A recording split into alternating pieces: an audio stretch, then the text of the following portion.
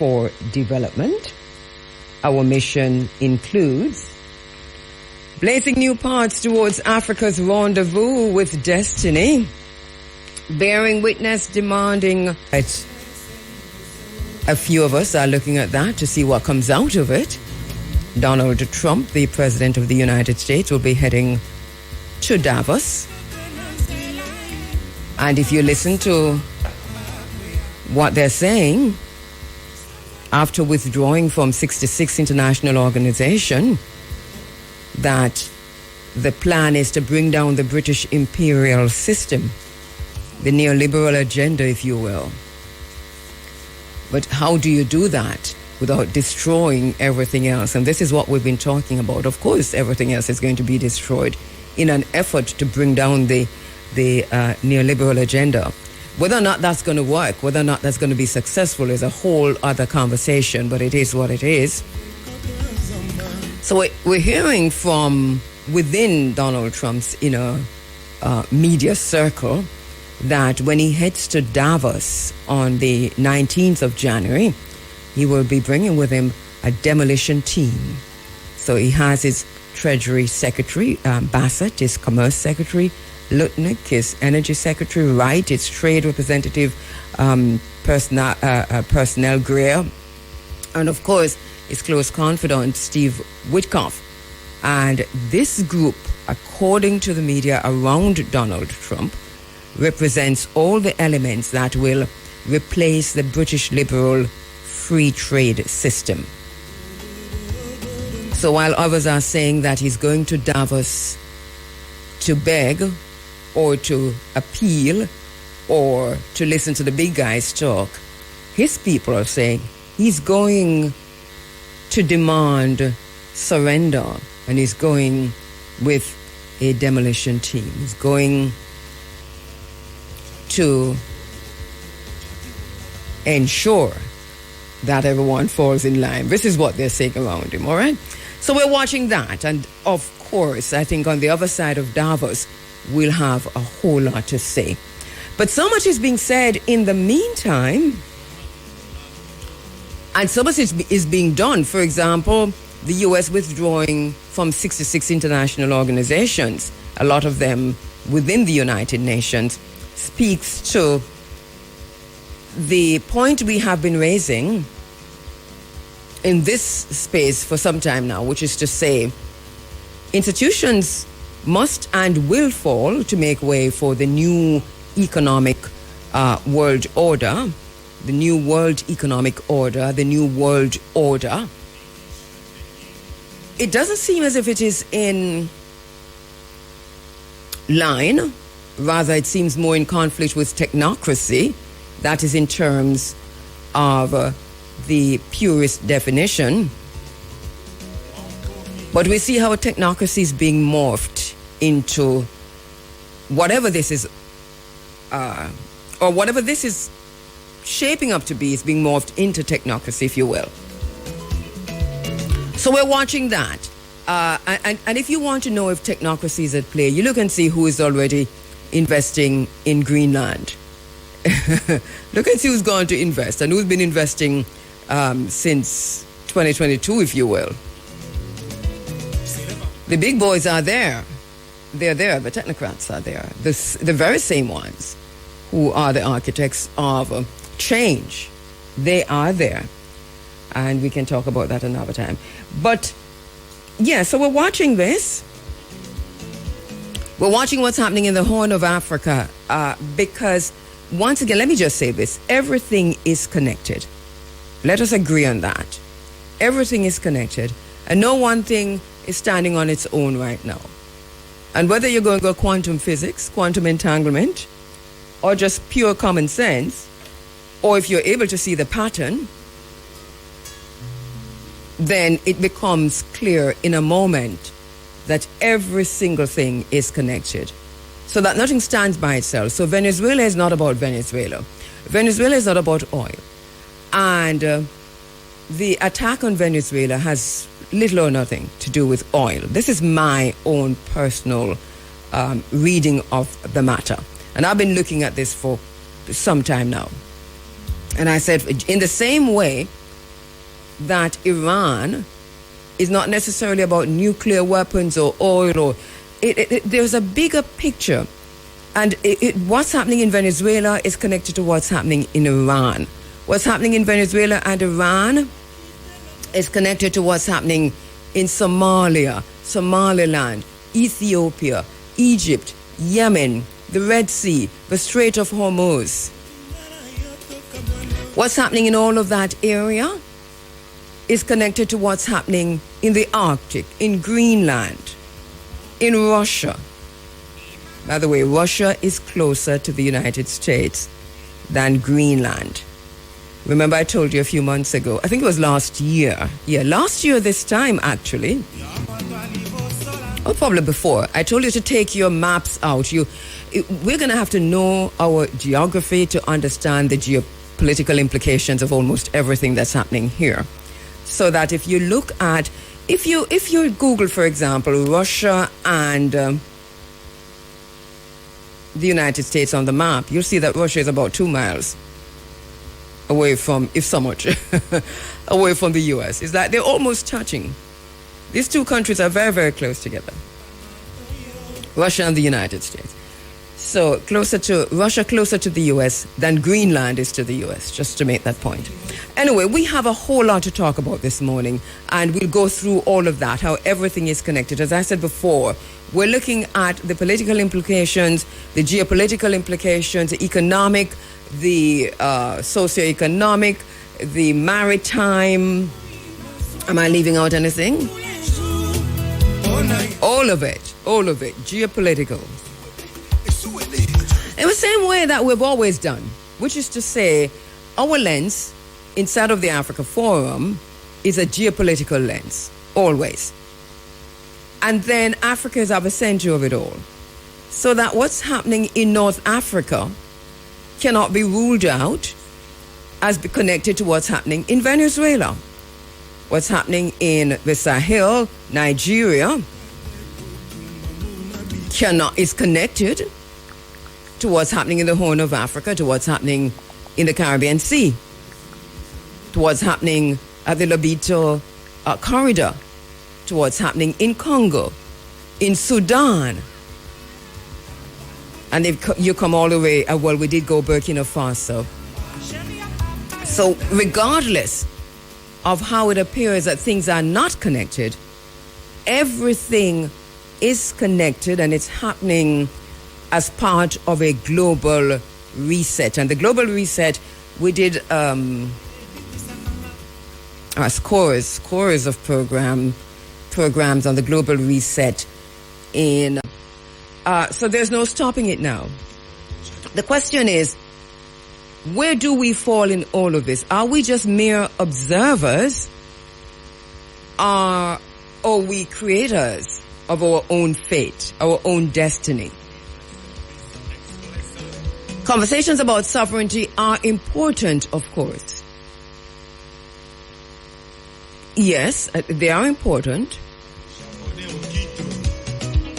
But even the idea of sovereignty has changed in the global milieu, so there's a whole lot to unpack there, and I suppose we'll get there in some ways this morning.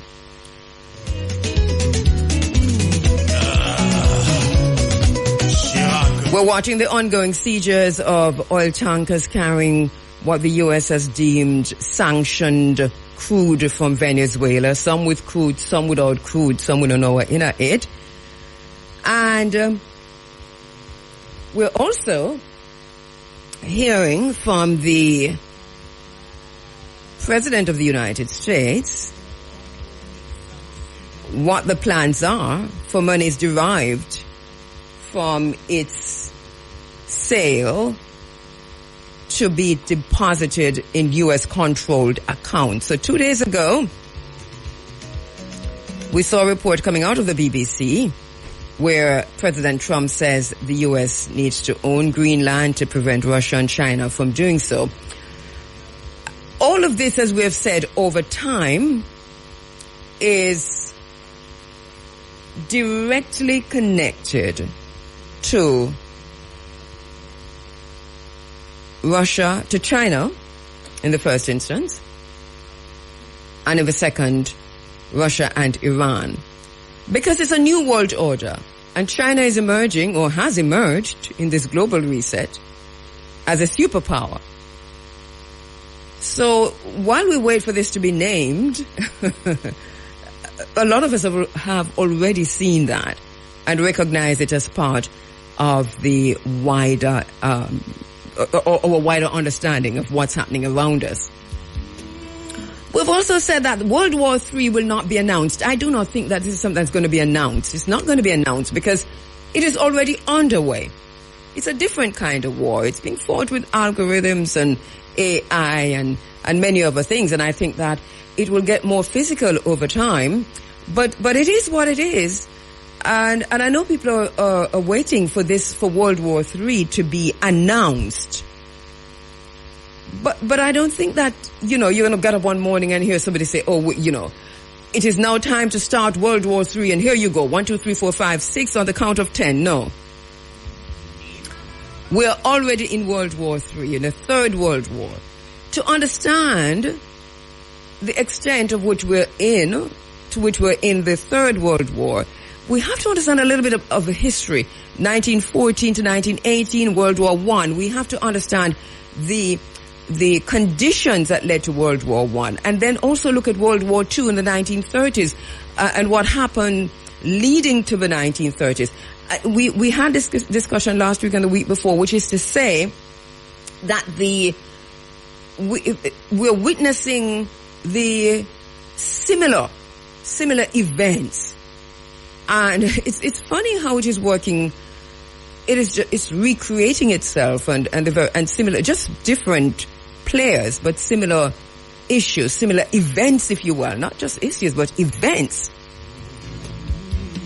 So that, and I spoke last week, I think it was, with Professor Isaac Saini about the Japanese invasion of Manchuria and how the League of Nations couldn't do anything about that, was paralyzed, and how Italy looked on, fascist Italy looked at that, recognized that the League of Nations could not prevent that invasion, and invaded Ethiopia with mustard gas and all. And so how we see this very same thing playing out. And it's not just that, it's the institutions, the agencies. We see the withdrawal of the US from 66 international organizations. It's the very same thing was happening with the UK and some of those powerful European countries. So to understand where we are in time, we have to go back, Sankofa, to understand where we are. And so this tells me that we're already in World War III, not this alone, but so much more that we see happen. The parallels are phenomenal. So institutions like or agencies, the United Nations is suffering from paralysis. It's already dead. It's on life support. We're looking at CARICOM, and CARICOM is also a casualty of the time of the global reset. NATO. And former Prime Minister Bruce Golding makes an interesting argument in the press release that he put out recently, where he talked about the paralysis of NATO as it relates to Greenland and what NATO can and cannot do. It's very interesting. I think he lays it out quite well, actually. So we see these, the World Trade Organization, he talks about that too. So these are some of the most powerful institutions and agencies coming out of World War II. The Bretton Woods institution was one such institution, the whole Bretton Woods system that the neoliberal agenda toppled in a way.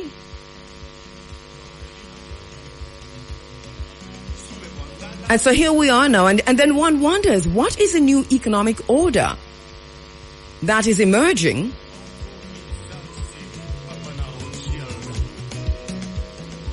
I don't even know. It's a kind of a nationalism. It wants to appear as an American nationalism, capitalist, nationalist. But we'll have time, I think, as time goes by to kind of flesh all of that out. So the question for us is, are we just mere observers as Africans, as Jamaicans, as African Jamaicans? What is our role in all of this? Should we just stand by and name it, diagnose it, and watch it unfold without preparing ourselves? And granted, we should have been preparing ourselves. You know, we made the call during COVID, right? That during the lockdown, that on the backside of this is going to be digital currency. It's going to be a whole new system. And whether or not you wanted to be a part of this, it is what was coming. And there's no... Caribbean countries couldn't stop this, you know. What Caribbean countries can do or could have done was to, as a regional bloc, come together during those lockdown years and determine where do we go from here and implement the next step. We should have been having those discussions a long, long time. But I'm not quite sure what happened. And here we are. We find ourselves in this place without a paddle, if you will, and without an opinion. We watch Britain. I mean, if the Great Britain cannot articulate an opinion on this new world order until told what opinion to have, and I'm talking about the Prime Minister of Britain, Keir Starmer, who said when asked, what are your thoughts? I mean, what do you think about the attack on Venezuela, the kidnapping of Maduro and his wife and all that's happening here? To paraphrase him, he literally said, I cannot give an opinion until I'm told what opinion to have by the President of the United States. And then when asked about Greenland, he said, we stand with Denmark. And I think this is where the point being made by the former Prime Minister Bruce Golding is critical, because this is where NATO comes into play. And does this then sign the death knell for NATO? We're in uncharted waters. We are in interesting times, as the Chinese would say.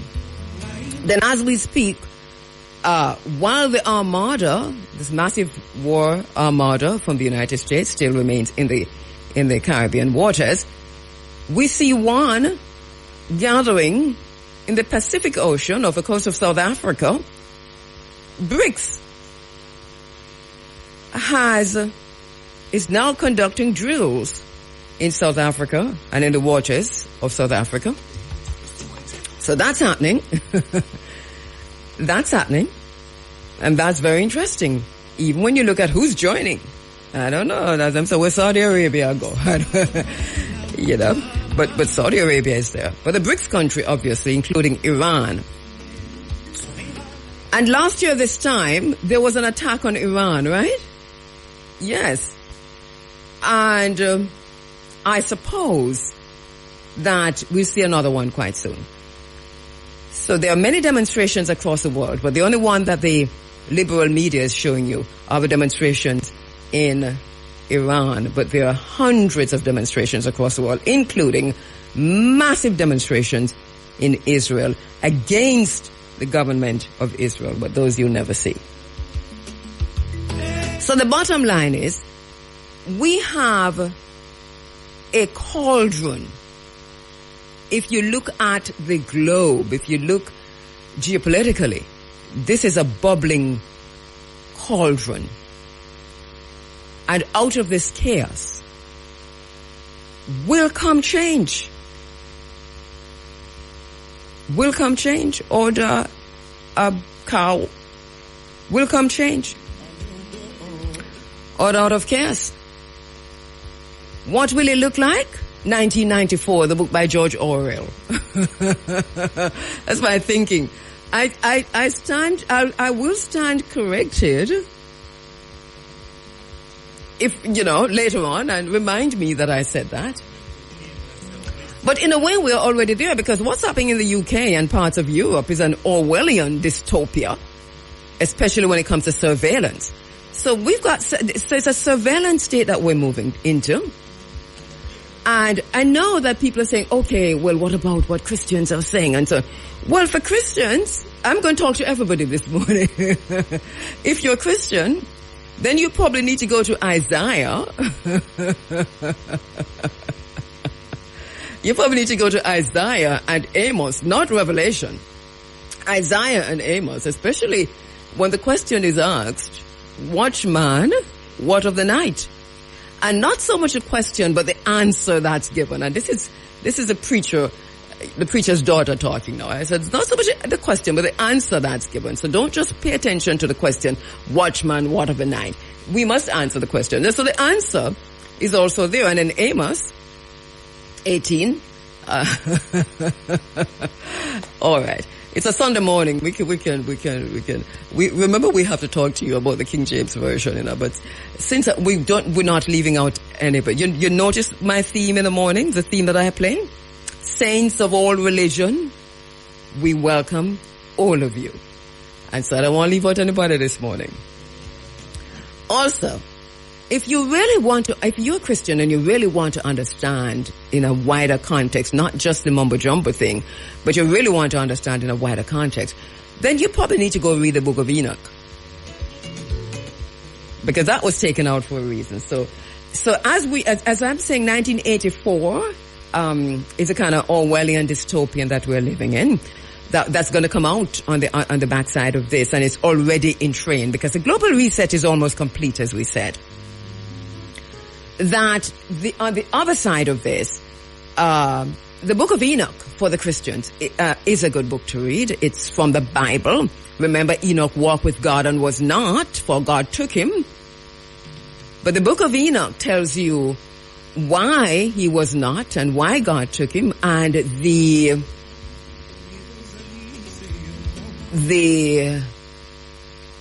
what he was asked to do, what he was told to do. And how he tried to escape all of that. How he was told to imprison in the deepest, darkest pit, Azazel, and bind him and bound him for 1,000 years until the return of Jesus and so on. So anyway, so that's for the Christians. So I think, as we are now, every religious text has somehow prepared us for this time that we're in. That's the point I'm making. Every religious text and every critical thinking writer, philosopher have foreseen the times that we're in now. It's uncanny, actually. Uncanny. Even what's his name? T.P. Stewart. Babylon. So quite a few books to read, quite a few things to get through. So but we have an interesting program coming up this morning. In a little while, my very, very, very special guest will be coming on. You're going to have to stand by for that. And throughout the morning, we have a series of very, very special guests, experts in their field, critical thinkers, deep thinkers, outspoken philosophers, international relations scholars, you name it. They'll be on this morning to help us to understand the time that we're in. Stan is the gathering in Davos. And yes, remember 2018 when Donald Trump was at Davos, what happened there? We are standing by to see what the conversation will be. As I said before, the media around Donald Trump have said that he's bringing with him a demolition team. and they are delivering the terms of surrender. This is basically the narrative going into Davos.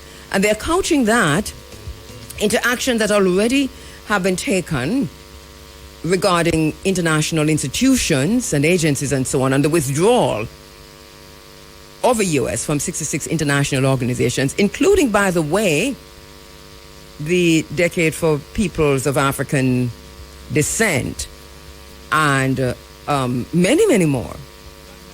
66 of them in all. I have been writing about these on the social media because we don't have enough time on radio to talk about all that is happening. So if you follow me on the social media, Kabul, anywhere that I am, I'm having these discussions about the geopolitical upheaval that we find ourselves in. Bottom line is, what do we do as a people, Caribbean people, African people? Because one of the things that I'm not sure of, even when you talk about sovereignty, is the extent to which we are prepared for how transactional sovereignty has become. I'll talk to my very special guest who's coming on at 7 o'clock. Remember, you don't want to miss this interview, you know. So at 7 o'clock, we have a very, very special guest coming on to talk about some of these very same issues, specifically within a Caribbean context. Caribbean, CARICOM, Jamaican context.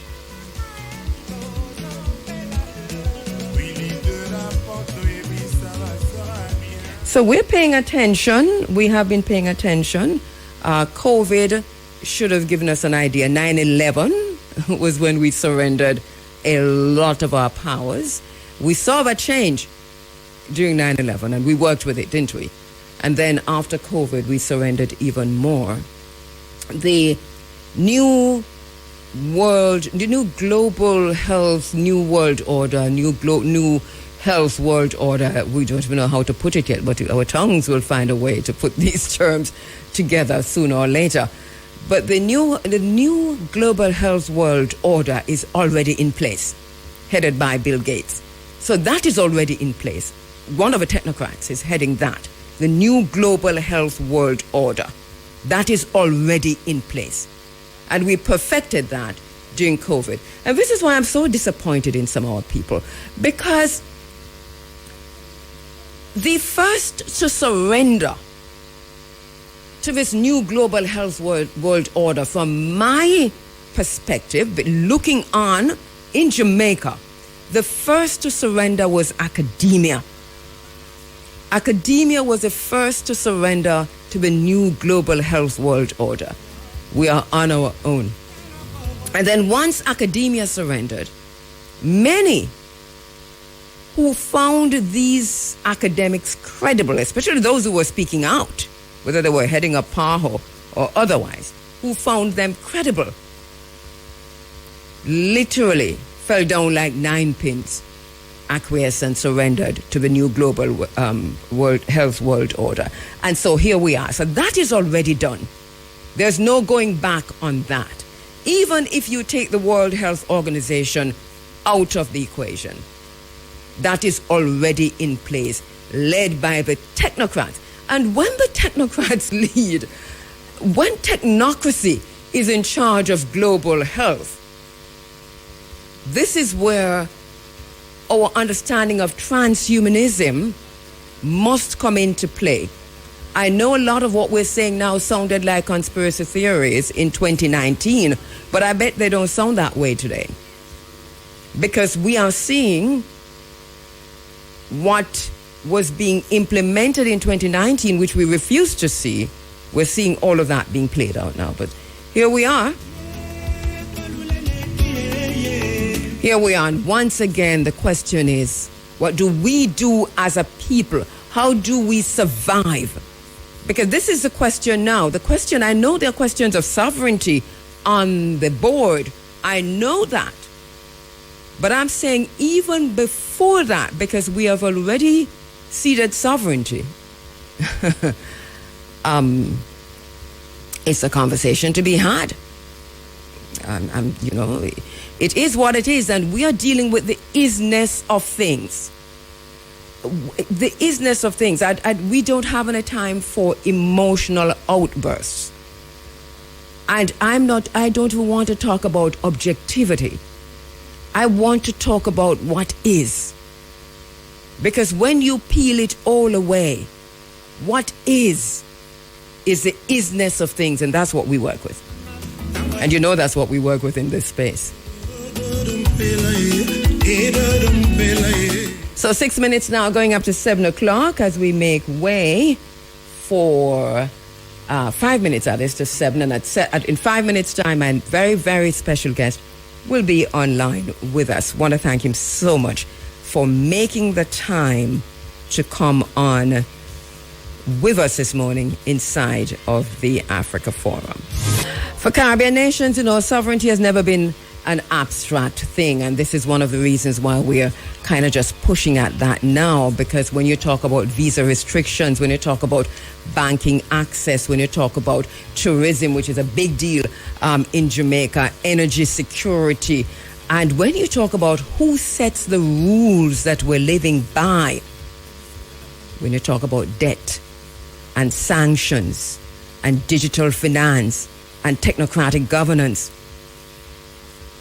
then the question on the table for us as Caribbean people is sovereignty still something we possess or something that we must constantly bargain for? I'll ask a question of my guest when he comes on, my next guest.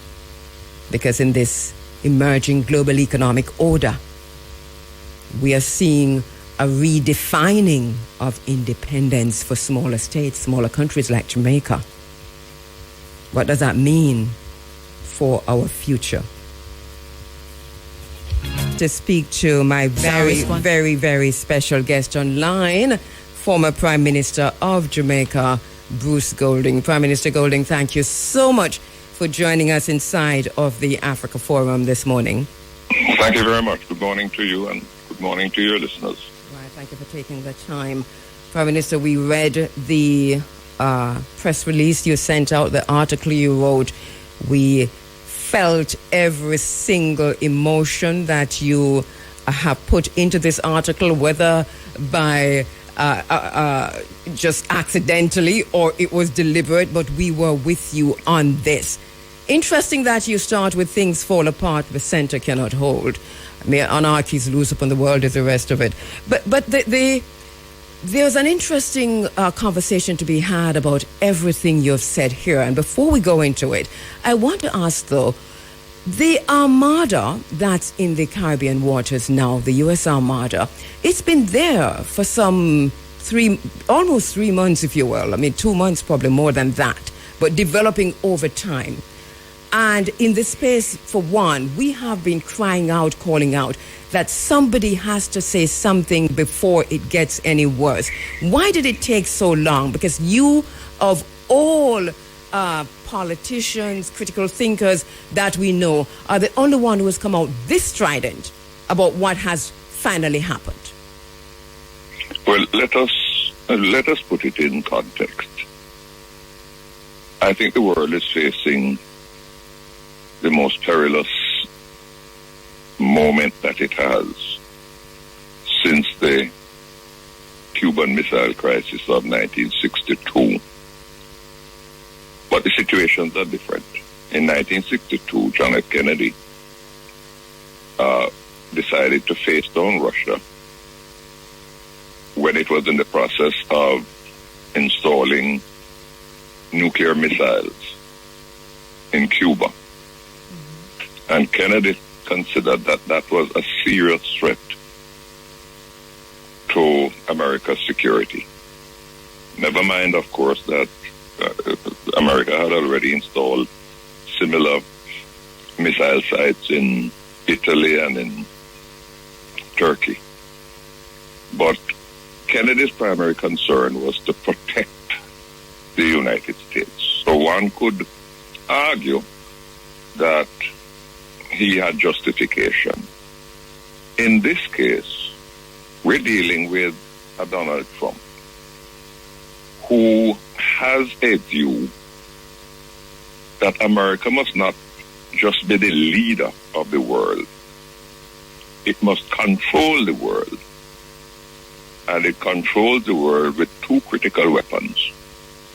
One is its economic power, because it can influence and affect in positive or negative ways the economies of virtually every country. But secondly, its military might. American armed forces amount to 1.2 million, larger than any other country in the world. And Trump is not unafraid to exert that military might to have his way. And therefore, I thought it was important for us to call him out. Now, let me say this. Not everybody can do that. People have been critical of Prime Minister Holness and Caribbean leaders because they feel that they have not been forceful enough in speaking out against Trump's unilateralism and his use of force. Let us pause and consider what the consequences of that could be. If Prime Minister Holness, for example, were to come out and say what I said, the consequences, the retribution that would be visited on Jamaica would be almost immediate. Imagine what would happen if Trump were to decide now that all remittances from the United States to Jamaica are hereby suspended, banned. You know what that would mean to Jamaican families who depend on their relatives abroad to keep them going?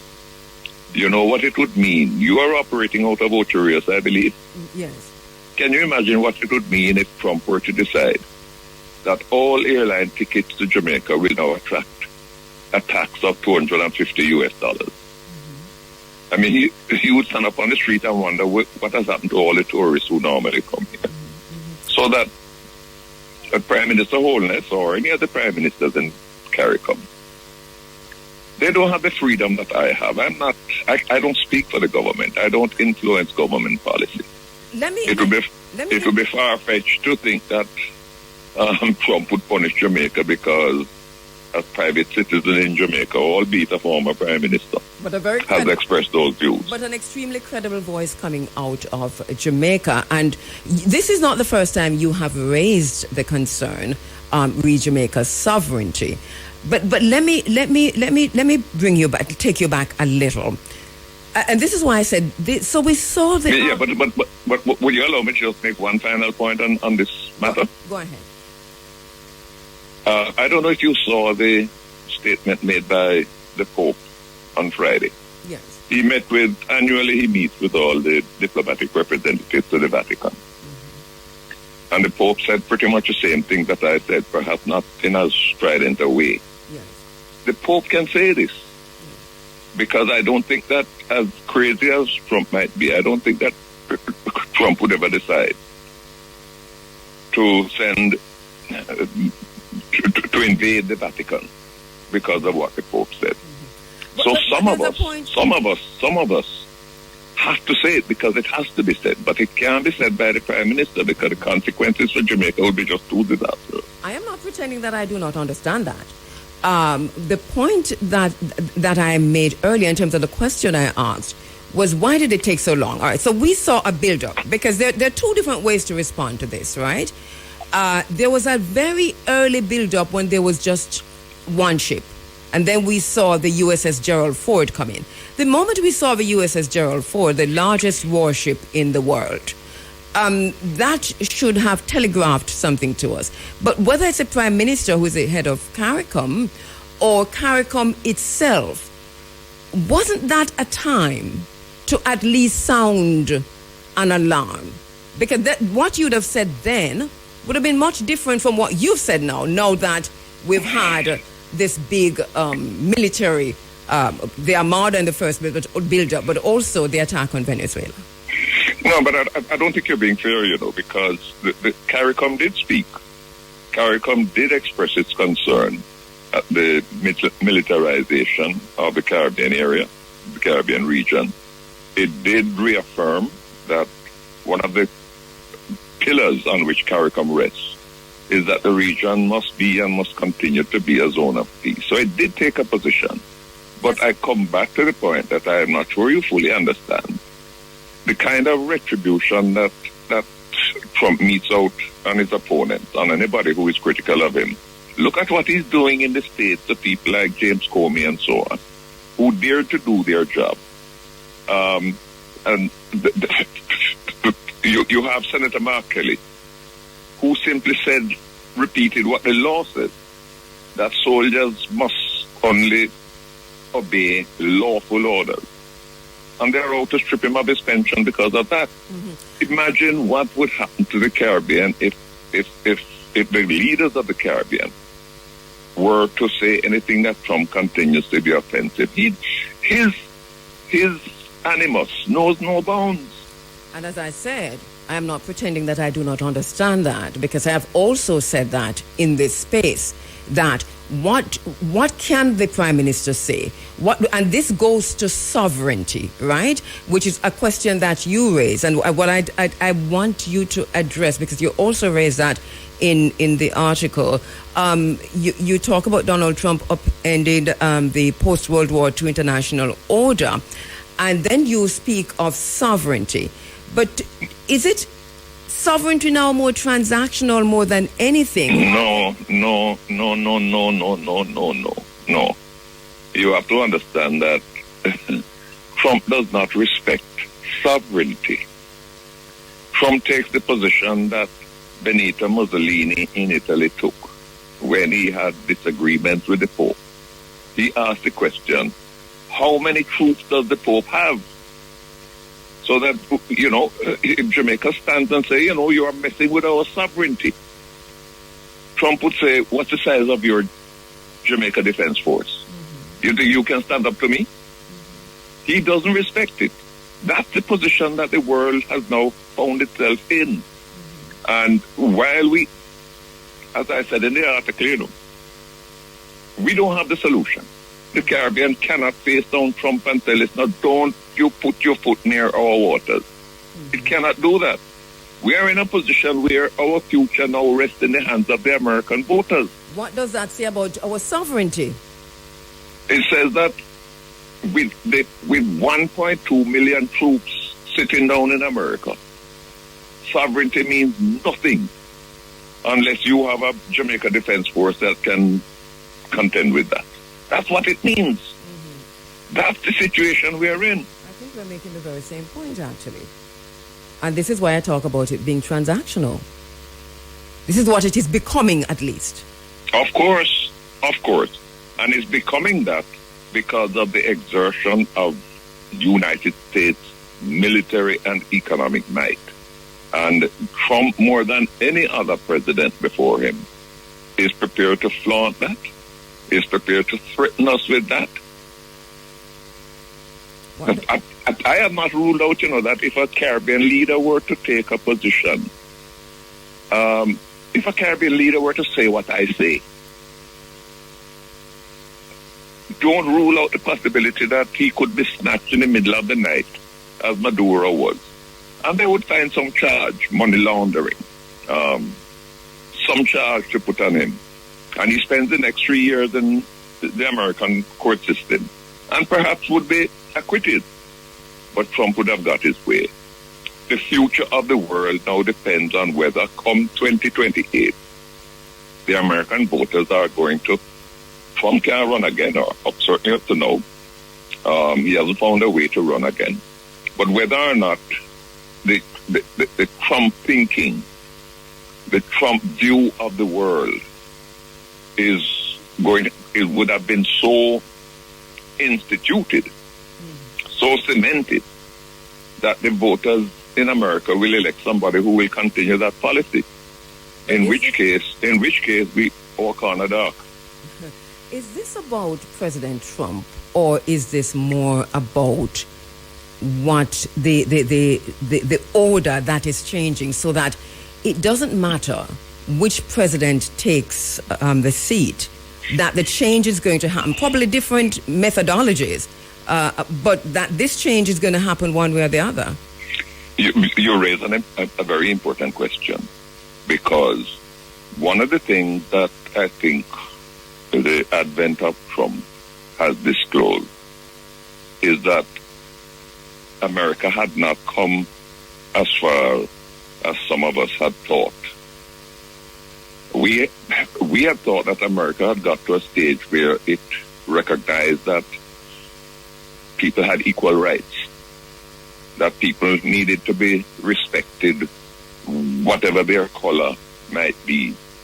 The truth of the matter is that it appears to me that what really happened is that there are many American people who had never abandoned those ideas. It is just that they had become unfashionable. It was unfashionable for them to display racial prejudice because Martin Luther King and others had championed the cause to such an extent that those were now truths that they had to accept, however unwillingly. What happened when Trump came about is that those latent thoughts, which some American people had never abandoned, were suddenly reawakened. And those people felt, well, thank God we now have somebody who is championing our values. And that's why I think he won the elections in 2016 and again in 2020, in 2024. Now, what I don't know is whether come 2028, whether the American people who harbor those feelings and those sentiments will continue to be so emboldened that they say, no, this is the way we have to go. Not only domestically, but we must control the world. We must dominate the world. We must control the oil reserves of the world. That is what I'm not sure about. But we will find that out in 2028 when they go to the polls. But these are the times that we live in. Because let me say this. If Trump were the president of the United States back in the 1960s, Martin Luther King would have been put in jail. Not several times as he was then. He would have been put in jail one time, and one time for all times. The civil rights movement would have died a stillbirth because Trump would not have allowed it, and the American bigots would have celebrated his success in suppressing everything that Martin Luther King stood for. In other words, that's the nature of the beast we're dealing with. But the Jim Crow era was exactly what you described, because there were others, Emmett Till and others, who were mercilessly killed. But the point I want to raise with you, Prime Minister, is how. Yeah, so to me, it appears as if Trump, the President Donald Trump, as an individual, is a person you are foregrounding, and not necessarily a system that is unfolding, that is properly delineated in Project 2025 that we saw Barack Obama, for example, begin to activate with what he did in Libya, what happened in Somalia, etc. So the change that has been happening in the world, the global change, the geopolitical change, and the fear that America has, de-dollarization and China, that this was ultimately going to culminate in where we are now, but that this is being led at the moment by Donald Trump, and it doesn't matter who is in that seat. This is exactly the change that I think your analysis is wrong. Those predilections existed. They perhaps have always existed in America. But not until now were they able to have that personified in a president who has no sense of what we have come to understand as the worldview. Someone who is not constrained by, he said last week, that he's not constrained by. Line is former Prime Minister Bruce Golding. He's written a heartfelt press release article. It's out there. It's being published across media in Jamaica and social media, where he refers to Donald Trump in the old archaic way, megalomaniac, which in this time means narcissist, right, PM? It means that and more. Yes, so... you could add the word terrorist as well. Goodness gracious. All right, so, and this tells us exactly, so it's really a solid piece of writing from former Prime Minister Bruce Golding, and you should all read it. One of the issues, well, just as we were going into the break, you talked about why Trump at this time, and I want to throw that question back at you, Prime Minister, to say, okay, why Trump? Well, bear in mind, that in the 1940s, there was a character by the name of Adolf Hitler who had a view that he should control the world. And he demonstrated then many of the attributes that Trump had been able to demonstrate.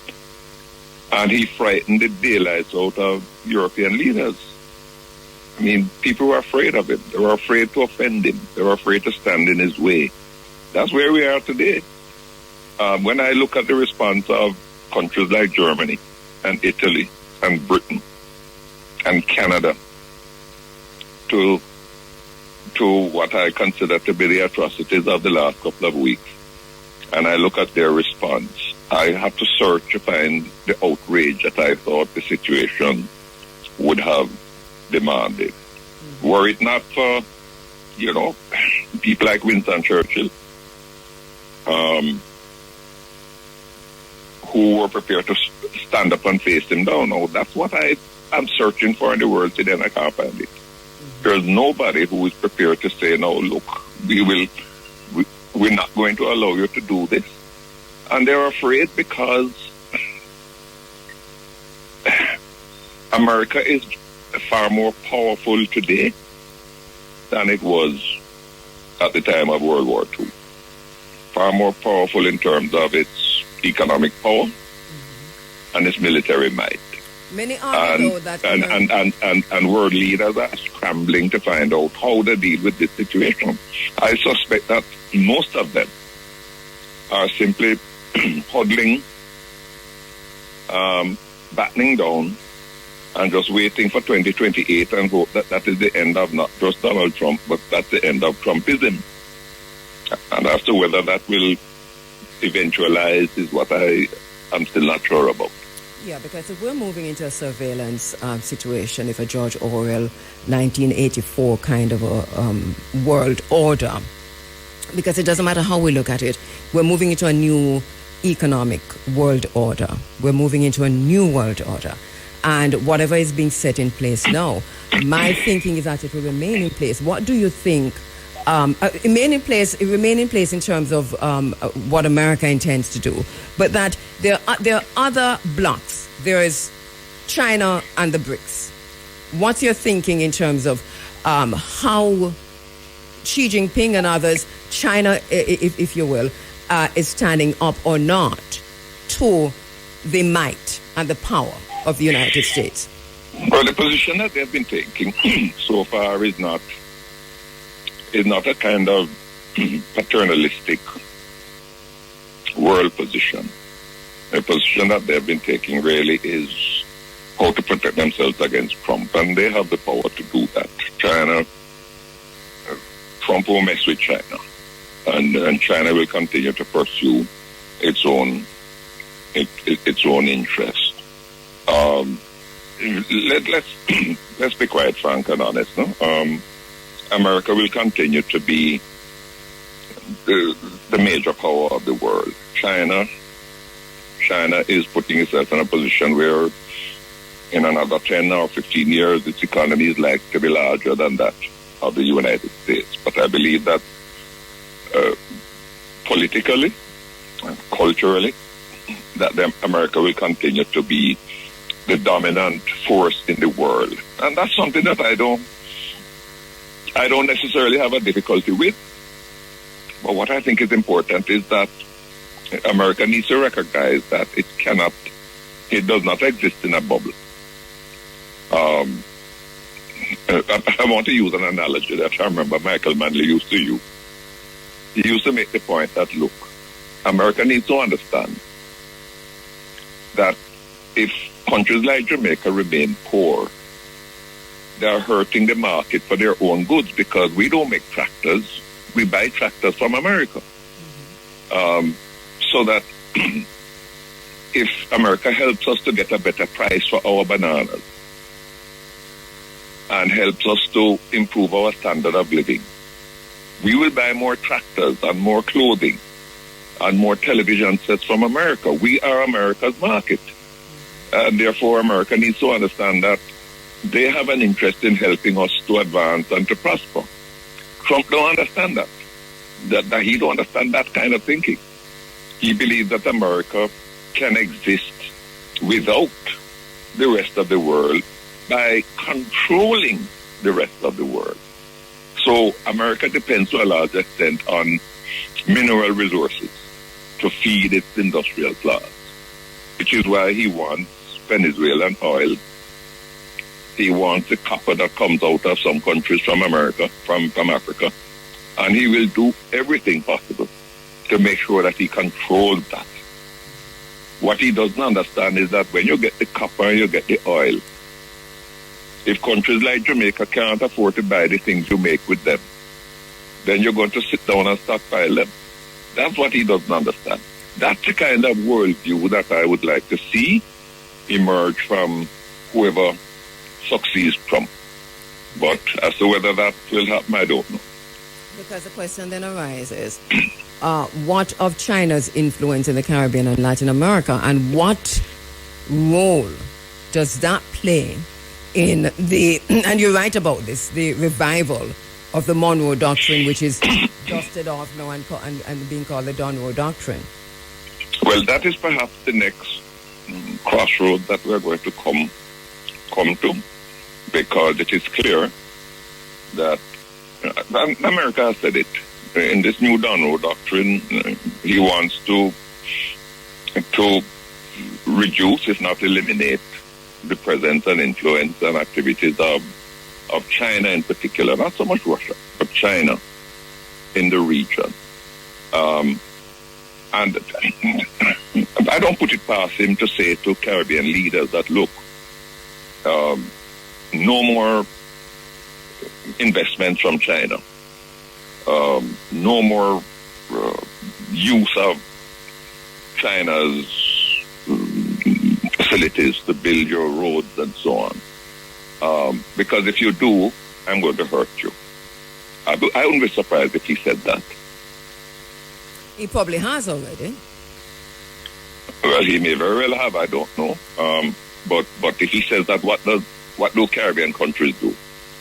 To use the analogy I gave you earlier, what if Trump were to say to Prime Minister Holness, "Now, not one more investment from China, or else I'm going to cut off all your remittances"? What does poor Andrew Holness do in that kind of situation? Well, this is not about poor Andrew Holness. This is a question for about poor Jamaican people. Yes, but there's another issue around that, because what does silence mean in a situation where there is the oppressor and the oppressed? You keep going there, and I don't know why you do. Follow me. You carry me back there, You said to go back to an analogy, because I've passed that. But follow me now. Yes. Follow me now. If a man breaks into your house at night and puts a gun at your head, what do you do? Well, that happens. Do you say to him that if you don't move, that when I go and thump you in your face? Well, that happened, and we ended up giving. But that's a silence. But that's a silence. No, but you're misunderstanding me, though, Prime Minister. Listen, you're misunderstanding me totally. What you are saying that is as bad as and as a bully as America is. You are to stand up to him. No. And you are to thump him in his face. I am not saying that. Let me That's finish. precisely what you're saying. No. No, I'm not saying that at all. And I'm not talking about Andrew Holness because I don't think in terms. All right, so in this space, which is the Africa Forum, right, I do not think in terms of individuals. I think in terms of we the people, the region, which whether it's a Caribbean region, and so that would be CARICOM, or the Africa Union, and so that would be continental Africa. So I am not, this is not about Andrew, this is not about the Prime Minister of Jamaica. I'm saying that and CARICOM is what I'm foregrounding, right? Which is to say, as a region, if we are silent on this, and I've seen what has happened to Antigua and Barbuda and Dominica. So I've had that conversation to say, if you stand up against the current system, this is what is likely to happen to you. But we're having a conversation, which is to say, I mean, you are the former Prime Minister. You can help me with this. If we are silent in the face of oppression, what does that mean for our survival? It means that you're dead.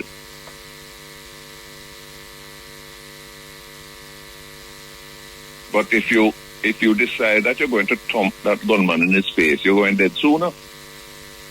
Are you saying that CARICOM is on his last breath? No. You see, I don't regard Trump as eternal. I believe that Trump is going to go away. What I'm hoping is that Trumpism will go away with him. That's what I'm saying. That's a hope. But then there is still the threat of China. And remember, it's China we're talking about. And so America sees China as a threat, not just Trump. Not just in fairness, yeah, but in fairness, certainly in my dealings with China when I was in office, and even since then observing from the pavilion, China has not sought in its engagement with us to dominate us. I am not aware that China has ever said to us, if you want our assistance, this is what you have to do. Indeed, there are at least 2 countries in CARICOM that still recognize Taiwan as diplomatically as China. And yet, even in those countries, China has gone in and done investment. So, I mean, I'm not a defender of China. I'm just being absolutely honest to say that they don't seek to dominate the world politically or militarily. Mm-hmm. They may want to dominate the world economically. Mm-hmm. But if in seeking to do that, it's done in such a way that the benefit is mutual, that we improve the lives of our people while they improve the strength of their economy, then that's not transactional. That's just common sense, practical sense. Right. Because if you look at America's, and this is under President Trump also, attitude to Panama, this also speaks to China, doesn't it? And so yes, it does. Yes, it does. One wonders, is this... And it's interesting you raise that, because I believe that China has Panama, Trump has Panama on his radar. Mm-hmm. And I wouldn't be surprised if troops are going to be sent into Panama to recapture the Panama Canal. He has already said that the Panama Canal rightfully belongs to America because America built it. Mm-hmm. So I don't rule that out. I'm going to have to leave you shortly, but are there any final issues you want to raise? No, yeah, let me do this final one, and thank you for taking the time. You raised in the article NATO, and this had me thinking, because I hadn't even gone in that direction, but you pointed out something that I want you to help us to understand, that NATO in the Greenland case might very well be paralyzed in terms of what it can and cannot do, and then what then is the future of NATO if Greenland and the threat to Greenland becomes a reality? NATO would collapse. And that's just not my view alone. That's the view as well of the Prime Minister of Denmark. He said so last week that if America decides to use force, then it would completely undermine the basis for NATO's existence, which is perhaps a byproduct of America's takeover of Greenland that Trump would not mind having. I think he considers that NATO is a burden. And he has already threatened that if the other NATO members don't step up their financial contributions, America would withdraw. This is a crazy man. He doesn't understand history. So this is more of a reality than we probably even recognize. And of course, before you go on, and of course, if NATO were to collapse, then Russia would immediately move into Poland. That's almost a certainty because Ukraine is not his only target. Finally, the international organizations. The U.S. has withdrawn from 66, including the Decade for Peoples of African Descent, some World Trade Organizations. Yes. You raised that in the article about the World Trade Organization and so on.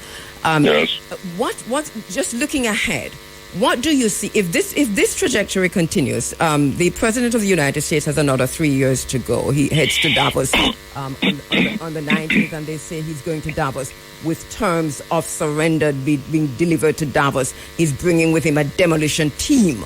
And so if you look at the United Nations, CARICOM, NATO, World Trade Organization, and these institutions that came out of on the backside of World War II, do you see these institutions being under serious threat? Are they already dying? We're seeing the dying embers. No, they're under threat. I don't think that they will necessarily die because the concept that underpin their existence continues to be relevant. But again, I'm taking the approach, and it may sound as if it is a fatalistic approach, but I'm taking the approach that this too will pass. Remember, that in Trump's first term, he withdrew America from the Paris Accord, which was supposed to, coordinate the efforts towards combating climate change. And then when Biden won in 2020, America rejoined the Paris Accord. When Trump came back in 24, he pulled America back out of the Paris Accord. As a matter of fact, that withdrawal takes effect this month. So, as I said before, this too will pass. What other student of politics I am not sure about is whether the thinking, the reasoning behind Trump's behavior will also pass. In the meantime, I got to run. Just 1 minute. In the meantime, what do Caribbean countries do? In the meantime, sorry? What do Caribbean countries do? What's your advice? When Melissa came, what did you do? Did you go out on the street or you batten down and wait until Melissa passed? I went on the street. That's what you have to do. That's the plain truth. Go on the street? As I said before, don't argue with a gunman unless you have a gun in your hand as well. So in the meantime, you may be honored at your funeral for bravery and courage, but you'll be dead. All right, point well taken. In the meantime, you say Caribbean countries batten down, stand still. Yeah, okay. All right. Thank you so much, former Prime Minister Bruce Golding. That's the former Prime Minister Bruce Golding, who's taken time out of his really busy schedule to be with us this early Sunday morning. I really do appreciate him coming on. In the meantime, once again, his article is available. Go and read it. He's raised many, many, many points here. And to be frank, as I said before, he's come out in a very serious way. This is what we expected from leaders within CARICOM. And when I say leaders, I'm not speaking specifically about political leaders, but just leaders generally, leaders with influence, leaders who've got voices. And he's done that. He's talked about the sovereign equality of all states, equal rights and fundamental freedoms for all people, and pointing to the core principles of what came out on the backside of World War II, maintenance of international peace and security, avoidance of a threat or use of force against the territorial integrity or political independence of any state, the use of peaceful means rather than military force to settle disputes between states. But of course, we are witnessing a change. And we'll have some discussion about that with our next guest, and that's going to be around about 8:35, an international affairs professor. Because for us, it is to understand what is happening and then how to act. In the Caribbean region, right now, there is a kind of a deer trapped in the headlight response. I take the point that the Prime Minister, a former Prime Minister, has made, which is to say the political leader or Prime Minister of any Caribbean country who speaks out as strident as he has now against what is happening with the United States, that not just the Prime Minister, but that country will be punished. We've seen it. We've seen Antigua and Barbuda and Dominica in terms of the withdrawal of visas. So we do know, not only that, we know that there is also the likelihood of all kinds of sanctions. So there is that consideration. And this is one of the reasons I raise a point of, so what does it mean for sovereignty and how transactional sovereignty is becoming? In other words, is our silence then by our sovereignty? We're going to have these conversations. They're painful. And the thing about it is that we need to have these conversations without partisan infiltration. So can we have these conversations without belonging to the PNP or the JLP, but as African Jamaicans? Can we have the conversation as Caribbean people? When we get to that point, we will begin to see change. But outside of that, I think the political tribalism will color our ability to have a nuanced conversation among ourselves. And that is my greatest fear in all of this. And I'm seeing your messages coming in after my chat with former Prime Minister Bruce Golding. Thank you so much for all the messages. And they're coming in from many, many, many, many different places. So I get a chance to look at them and hopefully respond, or maybe even read them on air, hopefully. Let the circle be unbroken. We are very much aware of what's happening geopolitically, and we'll be talking to Professor Hilborn Watson just in an hour's time. And later on, we're going to go live to Trinidad also to speak with Dr. David Mohammed. Professor Hilborn Watson. I should tell you a little bit about Professor Hilborn Watson. I can do that now. He's going to come up in an hour's time, but I think I can. He's Emeritus of International Relations at Bucknell University. He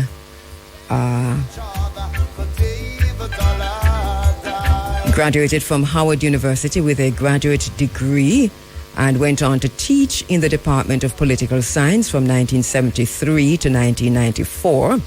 He served as chair of the department from 1986 to 1990. He was also acting chair of the Department of International Relations at Bucknell University from 2011 to 2012. For several years, he served as examiner in international relations for the Institute of International Relations at the University of the West Indies, St. Augustine, Trinidad. Until his retirement in 2013, Watson taught that's Professor Watson taught the Modern World System Foundation Seminar, Theories of International Relations, Seminar in International Relations, Global Restructuring Race, Nation, State and International Relations, and International Relations Caribbean. He specialized in areas within international political economy, international relations, and political theory. His latest publications include an edited volume entitled Globalization, Sovereignty, and Citizenship in the Caribbean, and also the Grenada Revolution, Reflections and Lessons. So he'll be coming on in just under an hour. And then later on we speak also with Dr. David Mohammed. All right, so one of the things we've been looking at, and we've got a lot to say. I've got a lot to say, what's happening. As you know, I've been saying a whole lot about what is happening now. And we've been talking about this since 2019 because this we envision during the COVID lockdown, the fourth industrial revolution, the global reset. All of this was laid out. Agenda 2030, Project 2025. There's hardly any surprises in what we're seeing down to the T right now, geopolitically speaking. So that this is one of the reasons why we cannot make this about one person. This is about the United States of America, de-dollarization and the death of the empire. So that I heard former Prime Minister Golding said he's hoping that in another 3 years, at the end of Donald Trump's tenure, that we'll see the end of Trumpism. But this is not all Trumpism. This is a reset, a global reset, driven, yes, to some extent, or led by the United States, but driven by a lot of external factors, including China, Iran, Russia, BRICS.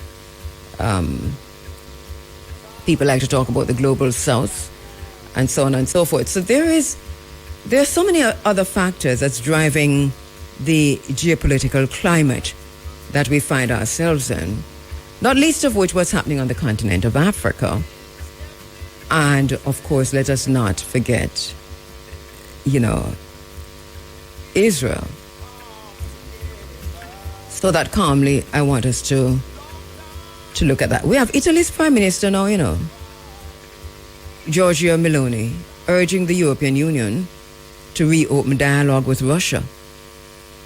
This is phenomenal. She's saying that Europe must take responsibility for its own diplomacy instead of relying on the United States. France has said something similar.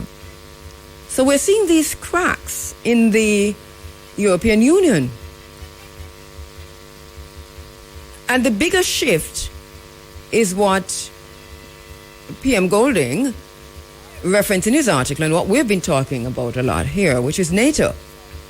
NATO and the United Nations are indeed struggling to enforce the global norms. The global norms are no longer, there's a destruction. They've taken a sledgehammer to the to the global norms. And so they are not, we can't depend on, the global norms are dead, they're done, they've been destroyed. And they're not coming back. We're going into a new world order. What it will look like is what we're trying to determine. A long time ago in 2019, in 2020, I told you that my reading of it is technocracy and transhumanism. There are many other people who have looked at this and have named it, and we can have the conversation, but this is how I'm seeing it. Russia and China are reshaping the balance of power in the same way we saw leading up to World War II. And Europe and the European Union, they're losing their influence.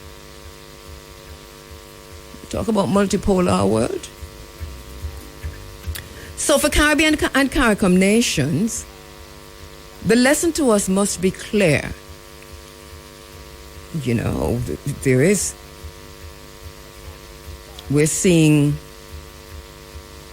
a shift because there is a global reset. So how or who we hitch we wagon to is critical in this time. And it's a delicate balance for any prime minister of any Caribbean country within CARICOM right now, and I'm speaking specifically of CARICOM right now, to balance what is happening. It's not the work of an individual. This is the work of the people. This has to be all of us together for survival. Because we're moving into artificial intelligence, technology that we've never seen, a surveillance state. We're moving into technocracy, algorithms ruling the world. This is a different time. It's a whole different time that we're moving into. So, and as I said before, it's a global reset. So for Caribbean and CARICOM nations, small and medium states, they really do, and we really do have to navigate diplomacy carefully and protect our sovereignty. But sovereignty is becoming transactional. It's only our silence that can buy our sovereignty. Or a quiescence, because you do what we say, as Venezuela is now being told, or we will colonize you. That is a threat. A big stick diplomacy. So as we look at the choice that Europe is making, this choice matters to the world. Keir Starmer is having the most difficult time of his life. He has split himself in two. He's schizophrenic now. We stand with Greenland. We stand with Denmark. We do not know what to think about Venezuela. President Trump is wrong about Venezuela. We stand with Denmark. That don't make no sense coming from Keir Starmer. You know? So NATO is dead already before it even hit the ground. I had this dream last night that NATO was heading to Greenland. Look here, I need to take a break. Because I'm so vested in this thing. Heading into Greenland. And I say to myself, but I thought, I didn't expect that they would be heading to Greenland like that. Anyway, that was what I dreamed. But outside of my dream, NATO is dead in the water, literally in the water. Silence or indecision is what we see happening. And Europe is being sidelined in this. This is not you, and this is why Britain is fighting so hard. This is why we see the UK running up and down, joining, this thing and joining that thing and pushing themselves where they're not even invited and so on. And then we mustn't forget the military-industrial complex, because all of these wars are necessary for the survival of the dying states or the dying empire. And the military-industrial complex is one of the last ditch efforts. So we bear that in mind also. It is what it is, as I said before.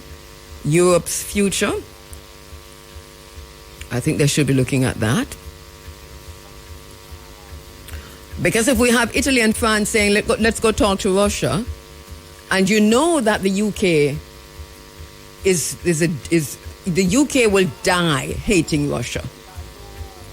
The UK doesn't want to have anything to do with Russia. So in that regard, and there was Brexit, so there you go. But in that regard, we're seeing that they're losing the ability to speak with one voice. And we see this happening with CARICOM. And this is why I say everything is connected, because we're looking at these institutions, we're looking at these agencies, and we see that the last-ditch effort for life of a dying empire in the midst of de-dollarization, which is the United States, is resulting, it's having a domino effect. Because you're with me or you're not with me, 9/11 kind of thing. And we see Europe splitting, the diplomacy, speaking with one voice, that now go on no more. We see CARICOM, Kamala Bissesa says, CARICOM is not a viable partner. Guyana, I'm not quite sure where Guyana stand. They're saying one thing, they're doing another. Then we have Antigua and Barbuda and Dominica, them no know what lick them. So everybody's looking at that and saying, Jamaica no need to say nothing, shutting them out. But silence, any form of silence in the midst of all of this really means that you stand with the oppressor.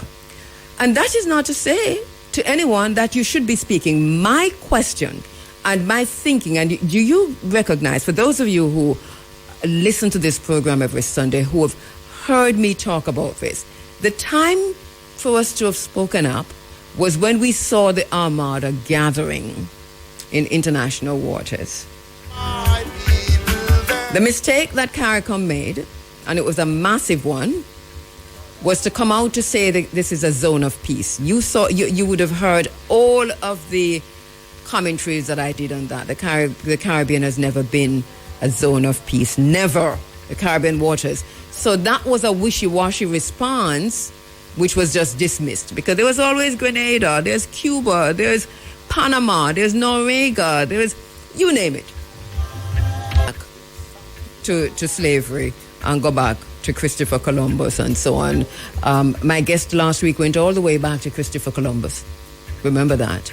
Professor Saini, Professor Isaac. And so another thing that we want to foreground is, I'll tell you in a while, because there's another thing.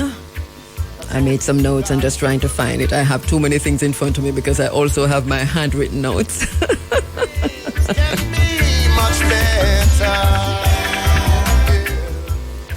Right. In the Pacific Ocean and off the coast of South Africa, the BRICS are now participating in joint drills. Joint drills are underway. South Africa is conducting a naval exercise alongside vessels believed to be from Russia, China, and Iran.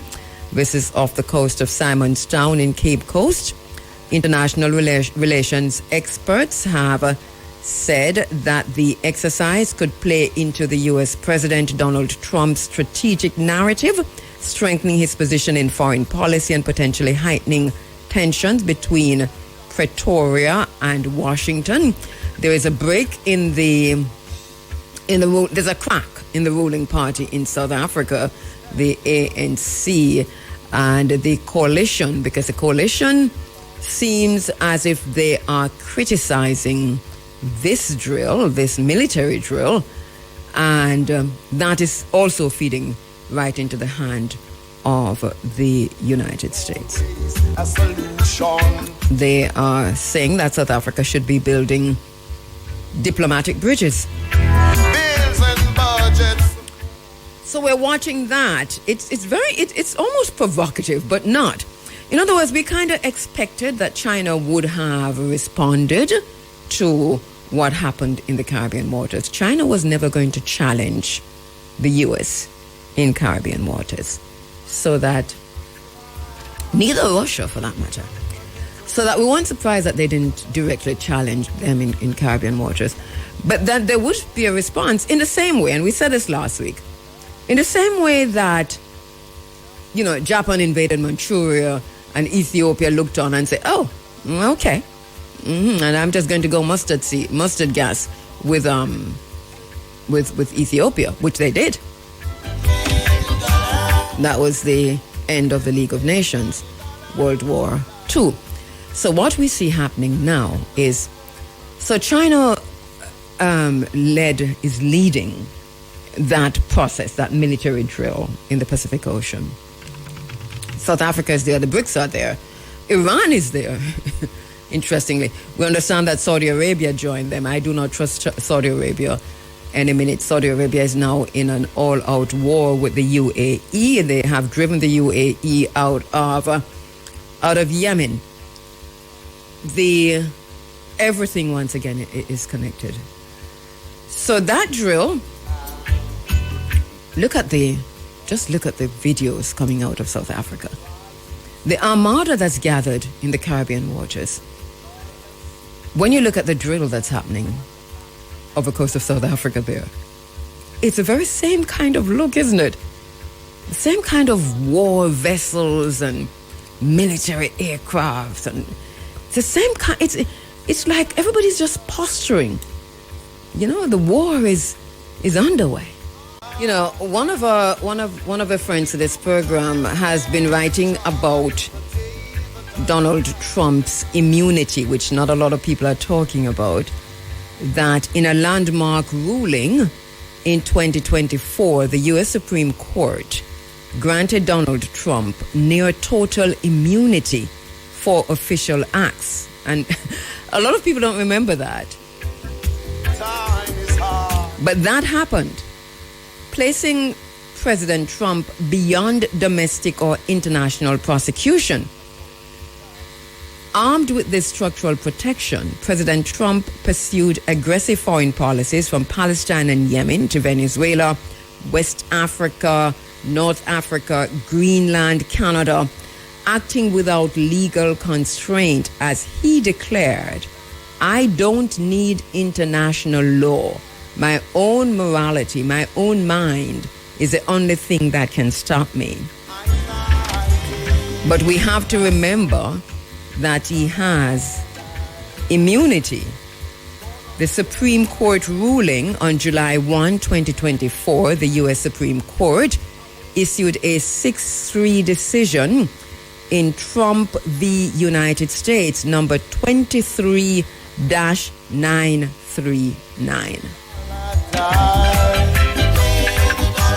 The court granted Donald Trump absolute immunity for actions taken while in office within his core constitutional authority. What role does this play in what we're seeing, what we're witnessing now? The lower courts were tasked with determining which acts were official versus unofficial. Remember also that the courts also granted presumptive immunity for other official acts, leaving only unofficial conduct fully subject to criminal prosecution. This ruling fundamentally restricted U.S. presidential accountability. So when former Prime Minister Bruce Golding asked why Donald Trump, this could very well be the answer. Because this is the first time we're seeing, this is the first president to be granted this kind of immunity. And I suppose it's going to be for every president to come. But this is basically what it is. This is why Donald Trump is acting, because he has been granted immunity, cannot be prosecuted for any of these. The ruling restructured U.S. presidential accountability, establishing that future presidents could act without domestic criminal consequences for official conduct security and try to pivot away from tourism being such a large part of our economic well-being. My 2 cents. We will still be adversely affected by geopolitical shocks and extreme weather, so we can wait on Trump. All right. Okay, to take time to pivot. Return to teaching civics and Jamaican history in a real way. Build up the national pride and move away from things foreign. A lot of problems, including health problems, stem from our love of things foreign. Okay, I endorse that. But the silence arms the downpresser to render more evil. And he's asking also, based on this presidential immunity, will Trumpism go away? And that is a point, because the presidential immunity extends to every president, not just to Donald Trump.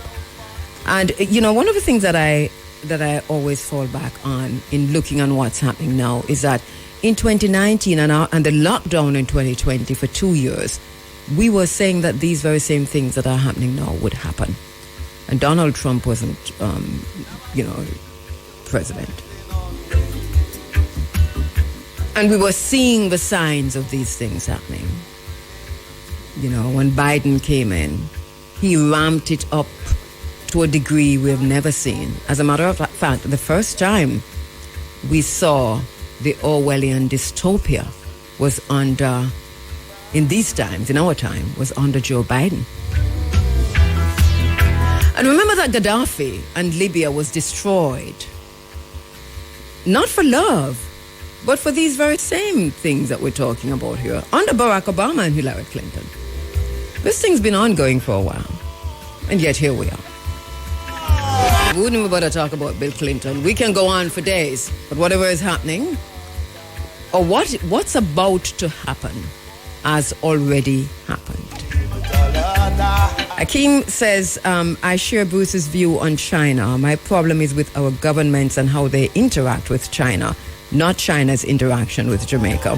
Russia must advance choppers and military vehicles delivered to, Russian most advanced choppers and military vehicles delivered to Tehran in December.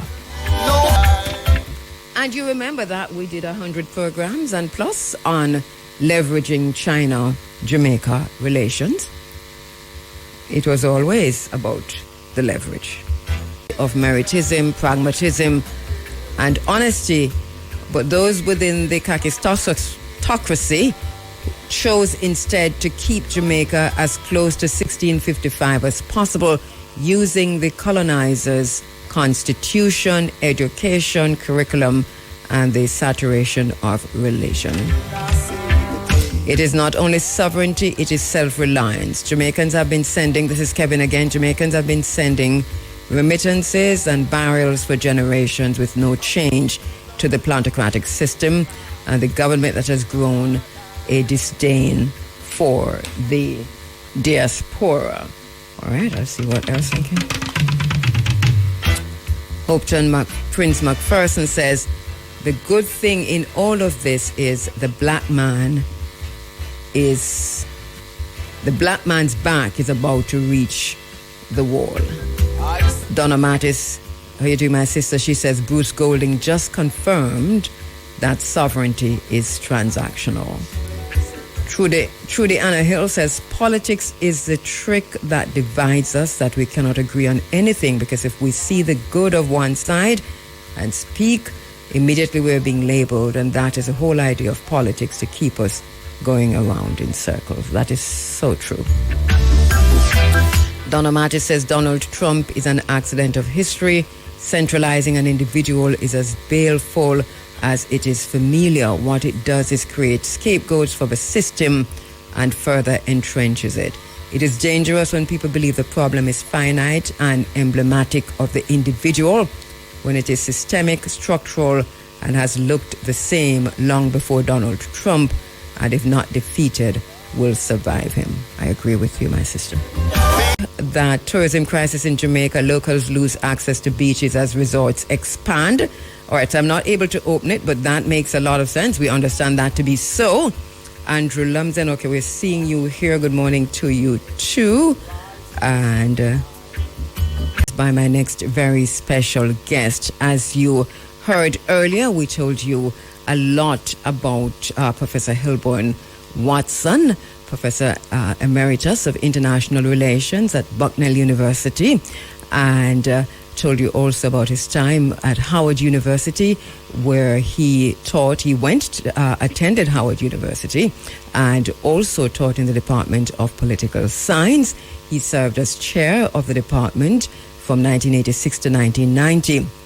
Professor Watson was also acting chair of the Department of International Relations at Bucknell University from 2011 to 2012. And for several years, he served as examiner in international relations for the Institute of International Relations at the University of West Indies, St. Augustine, Trinidad. And we told you about his writings and his publications earlier this morning. We can mention too the edited volume, Globalization, Sovereignty and Citizenship in the Caribbean. Professor Hilburn Watson, thank you so much for joining me inside of the Africa Forum this morning. Thank you very much for inviting me. All right. I think we have a bad connection, but let me just go through and see if it will get better. Okay. Yeah, if not, then we're going to have to do it by WhatsApp. But Professor, so much happening geopolitically. We're asking you to put on your international relations hat and help us to understand what we are bearing witness to. But first of all, an overview, if you will, of what has been happening in the Caribbean waters and where we stand today. Yeah. Well, my point of departure is that we are experiencing what I call a global rebalancing of the whole geopolitical framework. For a period of years, since the Second World War, the U.S. had come to assert itself in the world and on the world through what I call a fortuitous situation, which was a set of circumstances that were favorable and which it took advantage of, having come upon the scene historically with the notion that it was there to expand and to bring justice and prosperity to the world, which is part of its narrative, but not consistent with the facts when it comes to the interests of the broad mass of people. Now, there's no doubt that large numbers of people have seen some forms of improvement in their lives, but these things are always relative. It's never an absolute situation. It's always been one. The order the U.S. has sought to champion is one that puts a relatively small number in the commanding position, while others are left to fight for themselves, so to speak. So this rebalancing is one, part of a process, I would say, in which you see countries like the People's Republic of China, Russia today, Brazil, and the others that are part of what we call the BRICS. You have Brazil, Russia, India, China, and South Africa. And you've also seen a number of other countries that have joined the BRICS and are no longer willing to tolerate the order on which American power came to rest. Now, American power did not simply come to rest on an order that has been linear or sort of one-dimensional, because I remind listeners that it was under Richard Nixon that, remember Nixon giving a national broadcast in which he said, as U.S. President, that the international order on which American power had been established following World War II no longer existed and had to be restructured to avoid a process of atrophy in which things would go from bad to worse. And this is what they sought to do beginning in the 1970s. This point is simply to highlight that things don't develop in a one-dimensional or linear way. But today, the world largely is saying, in different ways, that the whole idea of using the U.S. dollar as the global reserve currency without question is no longer going to be tolerated or embraced. And secondly, that denominating oil earnings in dollars will no longer be the norm. Those are major developments. The very presence of the BRICS is indicative of a statement to that effect. So here we are, we see in the Caribbean what has been happening in Venezuela, which has nothing to do with narco trafficking, nothing to do with any so-called dictatorship in Venezuela, because the U.S. is not in a position to tell the world who is a dictator, because its whole strategy has been dictatorial. So once we get beyond that, then we ask what they'll be seeing. Venezuela has the world's largest reserves of crude oil. At about 300 billion barrels, estimated to be worth about $15 trillion. That is what Trump wants, he says, for American companies. But what are we seeing? We are seeing that the U.S. order is in deep crisis, and this behavior is indicative of that fact. This is not a statement about self-confidence and a resolve that things are what the Americans want them to be. They are not by any stretch of the imagination, and a hegemonic power is in deep crisis at home and abroad, and it is acting in this ultra-bellicose way to try to restore an order which I don't believe can be restored. He could call it the Don Road Doctrine, whatever he wants, but the world is not necessarily willing to tolerate this. Right? So it's very important to see this as a starting point. A very close friend of mine has just published a book with Cambridge University Press. The title is The Epochal Crisis of Global Capitalism. That is the real starting point for trying to make things make sense. Otherwise, we may become distracted and deal with personalities, saying Trump is this and Trump is that. That would be a mistake. He is symptomatic of, not causal of, in any way. That's my starting point. And I think it is important to underscore that. And so then how do we build out from there? Because I know even on the island here in Jamaica, I spoke earlier with former Prime Minister Bruce Golding, and I asked this of him because I think he's caught in that trap, saying, this is Trumpism, and that he's hoping that in another 3 years we can move away from Trumpism. But you're saying that's a dangerous place to start. Yes, I would say that, right? Because remember, the world, as I said, the world does not move in a one-dimensional way. Trumpism is symptomatic of something much deeper. And if we say, well, we live with this because Trump is the U.S. president at the moment, you ask questions, where do people who constitute what you might call a leadership framework in the country stand on these issues? The Democrats are only different by degree from the Republicans. It's not that they're representing something substantively different. They would like people to believe that because the other party, Trump and the other party, present themselves as seeming so out of touch with the reality. But no, my position is this, that the differences, in my view, the differences between the two are technical matters of degree rather than differences of kind. They are much more closely aligned, especially on global issues, regardless of what they might say. And there is no clarity at this moment that the oil companies that he thinks will simply go into Venezuela and do what he thinks they might want to do, even though the sympathies are there. I am not sure that they are willing to put the resources there for something that might be uncertain. It is clear from my point of view that the crisis in Venezuela, if you go back to what I mentioned about the dollar as the reserve currency and the currency for denominating oil revenues and so on, you will discover just by looking there fundamentally that the U.S. has used that position where countries deposit their reserves in the Federal Reserve Bank of New York to carry out, some very serious violations of what people call sovereignty. Grab people reserves. Don't give them access to their monies. And then the infrastructure in Venezuela became somewhat decrepit. They say mismanagement and this and that. No, This is using people's reserves against them in what I might call very brutal and thuggish ways.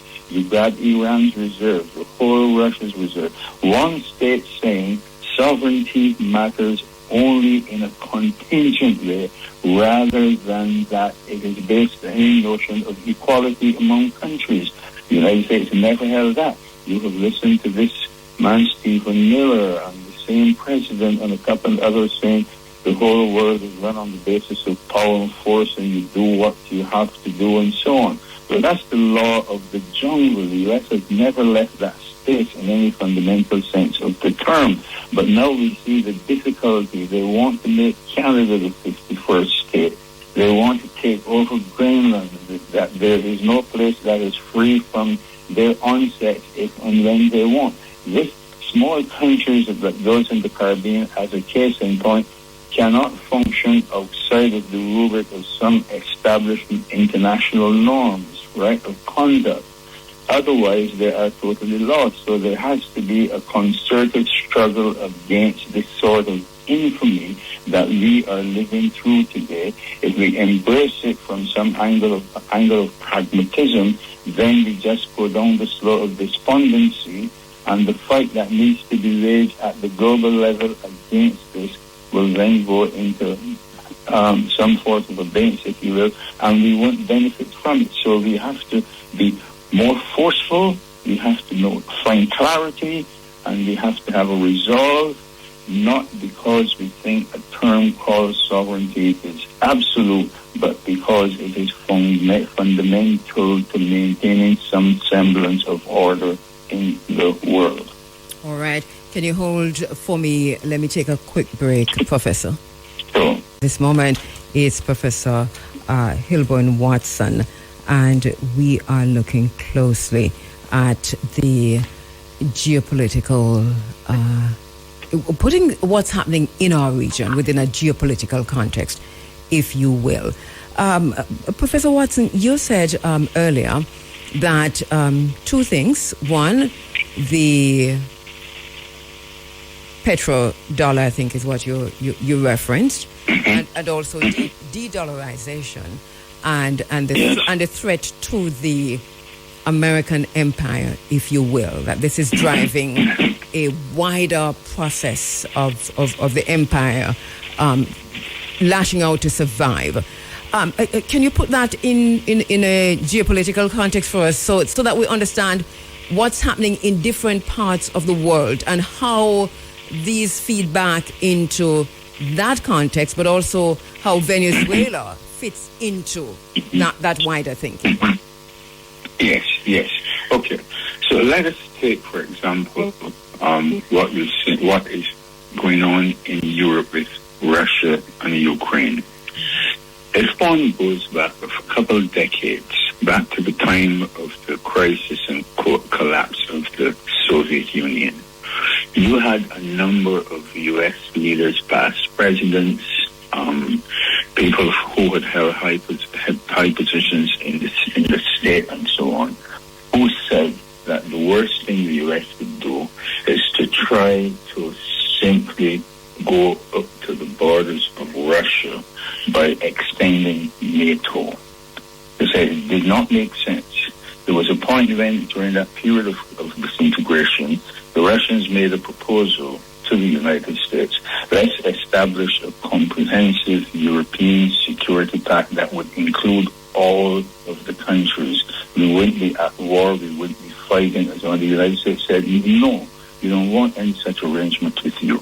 That was a rejection of an opportunity. It did that because it said it was so omnipotent that it could do almost whatever, and Russia would not be a part of it. That seems to me to have been a ridiculous decision that was made, given that there were so many former leaders and persons who had held high positions in defense and intelligence and so on, who said, do not do this. So now Russia said, we are not putting up with this thing. Russia in Ukraine is reflective of that. I don't sit here and say this morning, I agree that Russia should have gone into Ukraine, blah, blah, blah.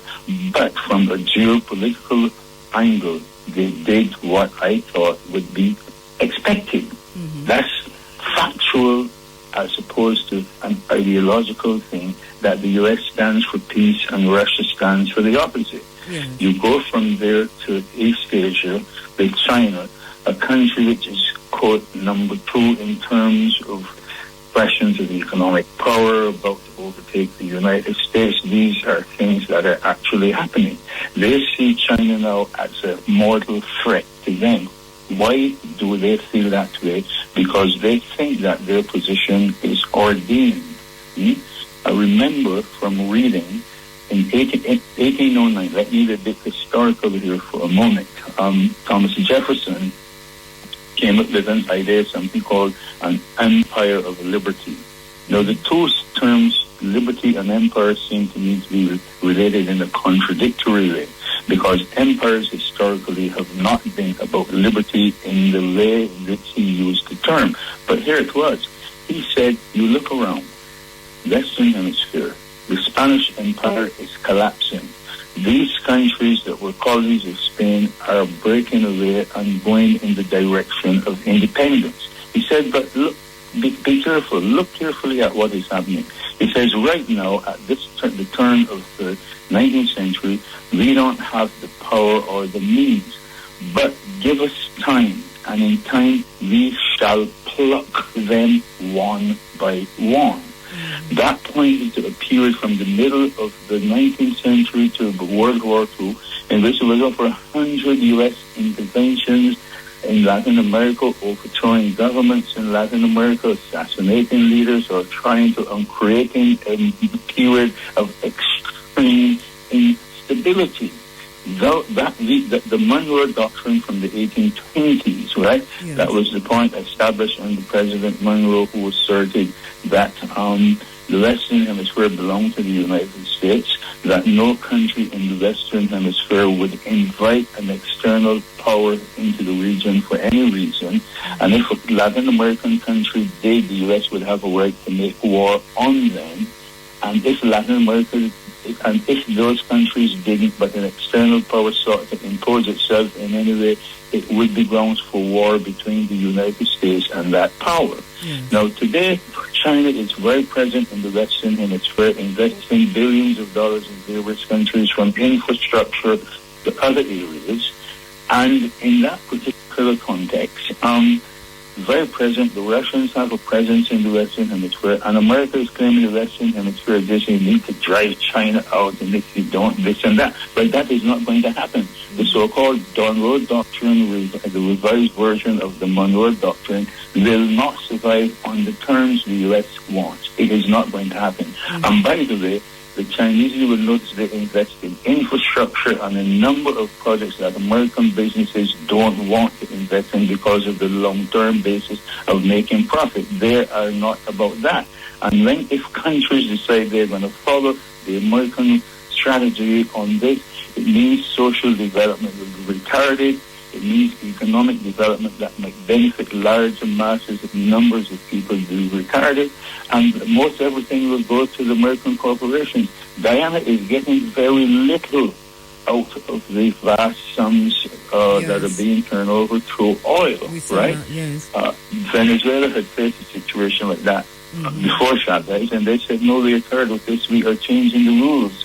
Now the aim of the U.S. is to go into Venezuela and return things to an old order that will not in any way but benefit the majority of the Venezuelan people. We have to look beyond an economic notion of geopolitics in making sense of the U.S. strategy, with a more comprehensive vision of it, if we are to achieve any level of clarity about this highly contradictory process. That's why I'm saying, next point I think we might talk about is what I call the crisis of global capitalism, and how this is at the base of all of the issues that we are seeing, watching today. Let us go there, because I'm just now hearing overnight and into this morning, obviously, the World Economic Forum, Davos, they get together on January 19 for a few days. Yes. But the way that how this is being, the narrative that is being spun out of the Trump camp is that he is heading to Davos next week, not to listen, but to deliver what they're calling terms of surrender. And he's going, they say, with a demolition team, which includes the Treasury Secretary Bassett, the Commerce Secretary Lutnick, the Energy Secretary Wright, the Trade Representative Greer, and of course Steve Witkoff. And they say this group represent all the elements that will replace the British liberal free trade system. Your own thinking on that? Let me just have your thoughts on that. Okay. No, so for me, the point of departure here is this. The world has gone through a number of fundamental changes in the period since, let's say, the beginning of the 1970s. We have come to the point where there is a globally integrated economy. Now, the point to keep in mind here is that the U.S. itself has done a great deal to promote that. What it did not anticipate was that by promoting global economic integration, it itself would be subject to certain constraints imposed through that particular process. And now it has discovered where that has brought it. It is no longer able to dictate, but it wants to be able to dictate. Now, if that point is appreciated, then what we are hearing is, through this so-called Trumpism, is that the changes that have been made seem to have have really imposed certain constraints on the capacity of the U.S. to act the way it wants to, and now it wants to have its cake and eat it too, right? That, to me, is a very important point. They can go to Davos and they can talk all they want to take, but there has emerged out of this process or let's say during this process of global change, what some of us call a transnational capitalist class, not just classes simply tied to geography. Capitalism has never been, from its inception, an economic order in which the economic process corresponds with the political division of the world into so-called national states, right? And this has been at the heart of the deepening crisis which we see today. Trump wants to undo to make what he calls America First, a process that is not consistent or compatible with the nature of the capitalist process, right? Of global integration and transnationalization. The bodies like what some of us call the transnational state apparatuses. We have in mind the World Bank, the International Monetary Fund, the Inter-American Development Bank, the Organization for Economic Cooperation and Development, the World Trade Organization, and the regional development banks. These are the instruments for facilitating this deepening process of transnational capitalism. But it is a fraught process because when we look around, here are things we notice or have to keep in mind. There are all of these innovations, robotics, artificial intelligence, digitalization, and a host of other processes that are accelerating the pace of economic change, deepening global interconnections, but at the same time threatening jobs. Robotization is a key factor. Consider China today, the largest single unit of global labor force, and China is investing in robots at a pace that outstrips any and all other countries in the world. What are the implications for job creation for humans? We are at a point now where I remember decades ago when young people coming out of law school would get jobs in these big firms, and they would go and do all manner of research for the big law firms, sitting at desks and using computers and so on. Now we have robots and artificial intelligence that can do that work, and those young people, many of them are finding life very different. We have devices that can create articles for newspapers and magazines. You don't need as many journalists, whether it's in journalism or in law or any other area. Even medicine. The changes are phenomenal, right? So lots of things are happening where business as usual no longer holds, and we have to understand the paradigm for what it is worth. So masses of human beings are going to be without work while commodity production will expand. But you and I know that there is no robot that walks into a showroom and buys an automobile. There is no robot that can take the place of the worker in this regard when it comes to the other side of the equation. So we are dealing with changes that are phenomenal. They are descending in many different ways. And sometimes we look at the broad picture and we may miss the trees, see the forest without seeing the trees. This will intensify instability in the world. But Trump is not about finding answers to these questions for humanity. We have a world in which there are less than 70 individuals who own more wealth than half of the global population. Think of the implications of that. They would like it to remain that way, but Trump can go to Davos and say whatever he and his team think, they will not be able to win. They think force is the key thing, right? Now, force is fundamental in global capitalism, but that cannot be the principle by which these think the world is governed in this particular century. They want that, but it is a hopeless project, I think. All right. When we come back then, I'm going to take a quick break. Can we look at, so what's the alternative? Let me take a break. We're talking geopolitics and international relations within the context of what's happening right here in the Caribbean waters, but of course connecting it to the global grid. Of course, Prof, everything is connected, isn't it? At the end of the day. Indeed. And so the lens that we should be looking through at these issues is a wider lens. In other words, do not focus. I hear you say you can't see the trees for the woods. For the forest, yes. For the forest, indeed. Yeah. No. Yes. So what's the alternative system? America is presenting this at the minute, last-ditch effort it might be, but I hear you say there's no way they can win this. Well, this is not something. Here's the thing. I remember when the U.S. was in Vietnam and the post-Vietnam moment, this guy, Colin Powell, who became Secretary of State and was a major force in Vietnam, he said, you can bomb all you want. If you don't put troops on the ground, you can't secure what you are after. Well, the crisis the U.S. is facing, let's be very specific. The U.S.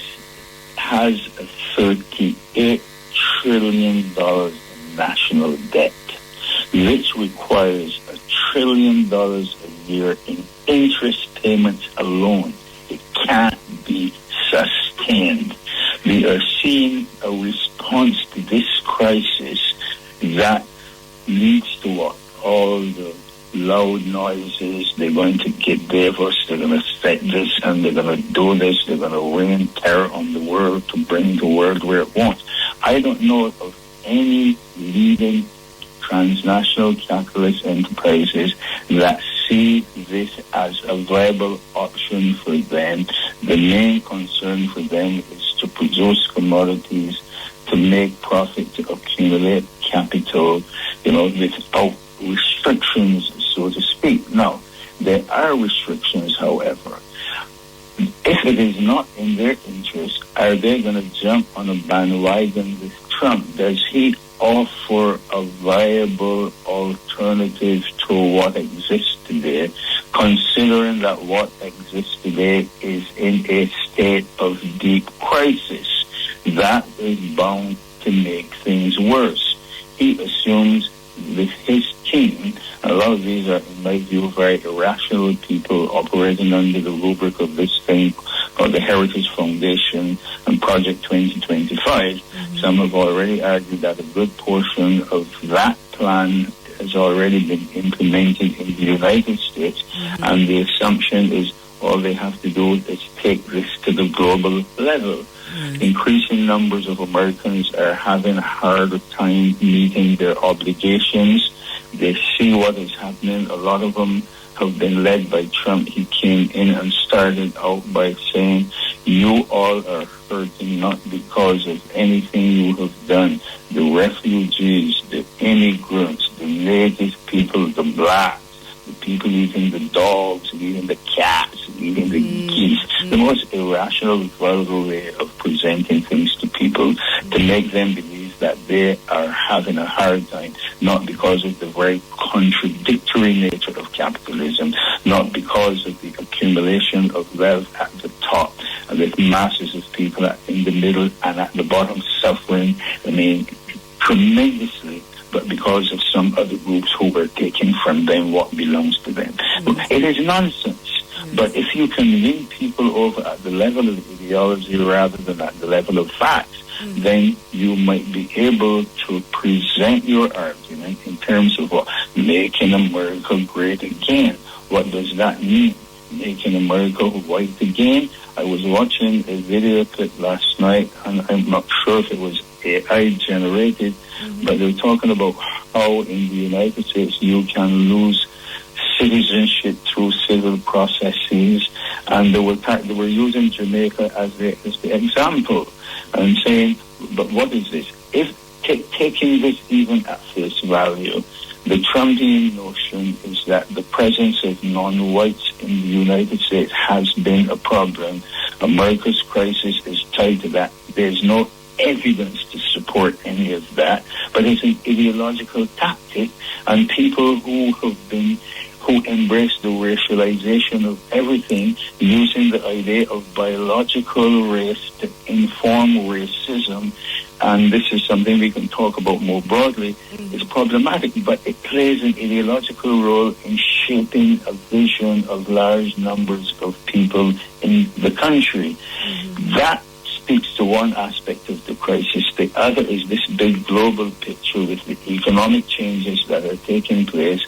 And as I have said, when you reach a point where you can no longer produce the commodities and sell them at the rate of profit that you expect, you look around and find that there's no confidence in the order that has been in place, right? This is a seminal point, from my vantage point of looking at the world through the lens of global political economy. And Trump is reacting to this on an ideological basis rather than on real concrete changes that are afoot. In terms of the order and the lack of confidence in the order that is in place, I want to move. We have about 15 minutes left, Prof. To look at what the rules-based order and what you see happening to institutions and agencies. We see the U.S. pulling out of 66 agencies just a few days ago. So the United Nations, CARICOM, NATO, WTO, WHO, you name it. Talk to us about this rules-based order, the impact that the changes will have on institutions like the United Nations, and also CARICOM. Are we seeing, and can you put that in a historical perspective for us in terms of the League of Nations, what we saw happening in the 1930s? Yeah, but the League of Nations, of course, that was an institution that came about around the time, late 19th century, and then into the end of the First World War, right? But that reflected that historical point in time. The trajectory that we see unfolding between that moment and the Second World War was what? A massive crisis, economic crisis, and then out of that came in the United States the New Deal that was never embraced largely by capitalists, many of them.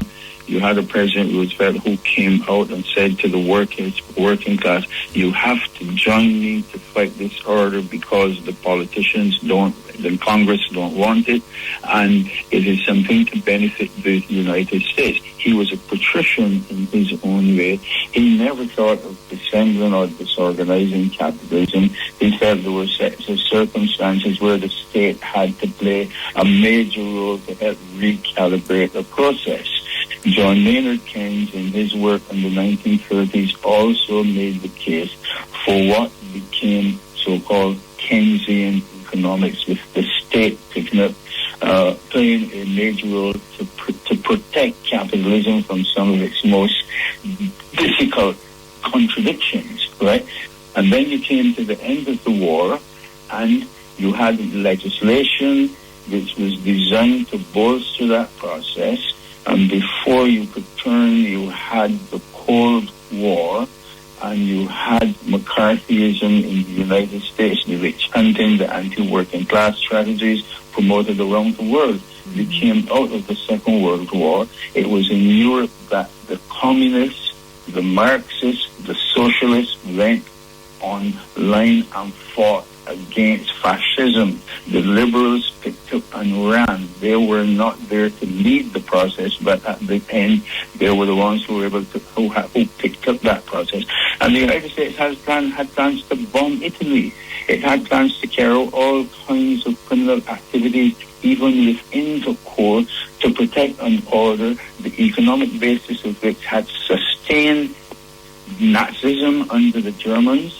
The U.S. had always been on the side of that kind of right-wing order, not in terms of promoting what at the time was called liberal freedoms and what have you, although it created the grand myth that the alliance between fascism and communism was natural, and we know that the Nazis in Germany made the destruction of Russia, the Soviet Union, their number one priority. How do we square these things? We need to dismiss that nonsense. No. So we go through, right, and we come to the moment where we are today, and we are witnessing what I call the epochal crisis, or this deepening global crisis. And it means, from my vantage point, as I was saying to a friend of mine who teaches at the University of California, at the not Riverside. I'll get back to that. We chat periodically, and we argue that the old order has not fully died. The new order has not come into clear perspective, but it is in this moment when the language, the discourse, the vocabulary we have been using for decades is not adequate to capture and reflect the momentous character of the changes we are seeing in the world. So we have to create a new vocabulary, so to speak, right? Because I remember, and let me just backtrack for a moment. Decades ago, when I was teaching at Howard University, I was doing a project on foreign investment, which was my main interest at the time. And I called up the U.S. Department of Commerce and asked to speak to someone who could help me make sense of what was going on, and who could provide me with some statistical data to help inform my project. And the guy said, yes, come. When I got to his office, he said, you know, the number one problem, here we are in the middle of the 80s. Many changes have occurred and are occurring, and we are still using techniques and methodologies based upon 1930s reality to put things in perspective. There's tremendous confusion. We are at a turning point.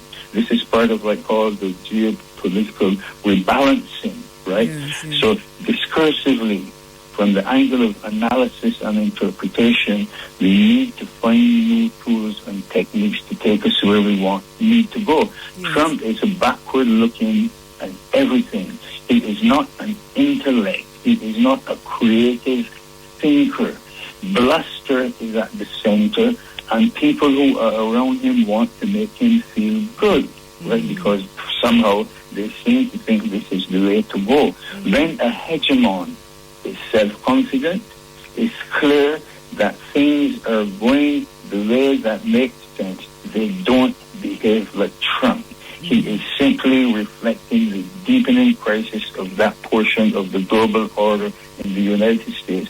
And you can't, it means, in other words, that things are now beyond their control and they want to return to a moment. Think of something called the Don Roe Doctrine. Let's go back to the 19th century. No, it is not going to work. They can't drive China out of the Western Hemisphere. They can't drive Russia out. What are they going to do? Make war on the whole world?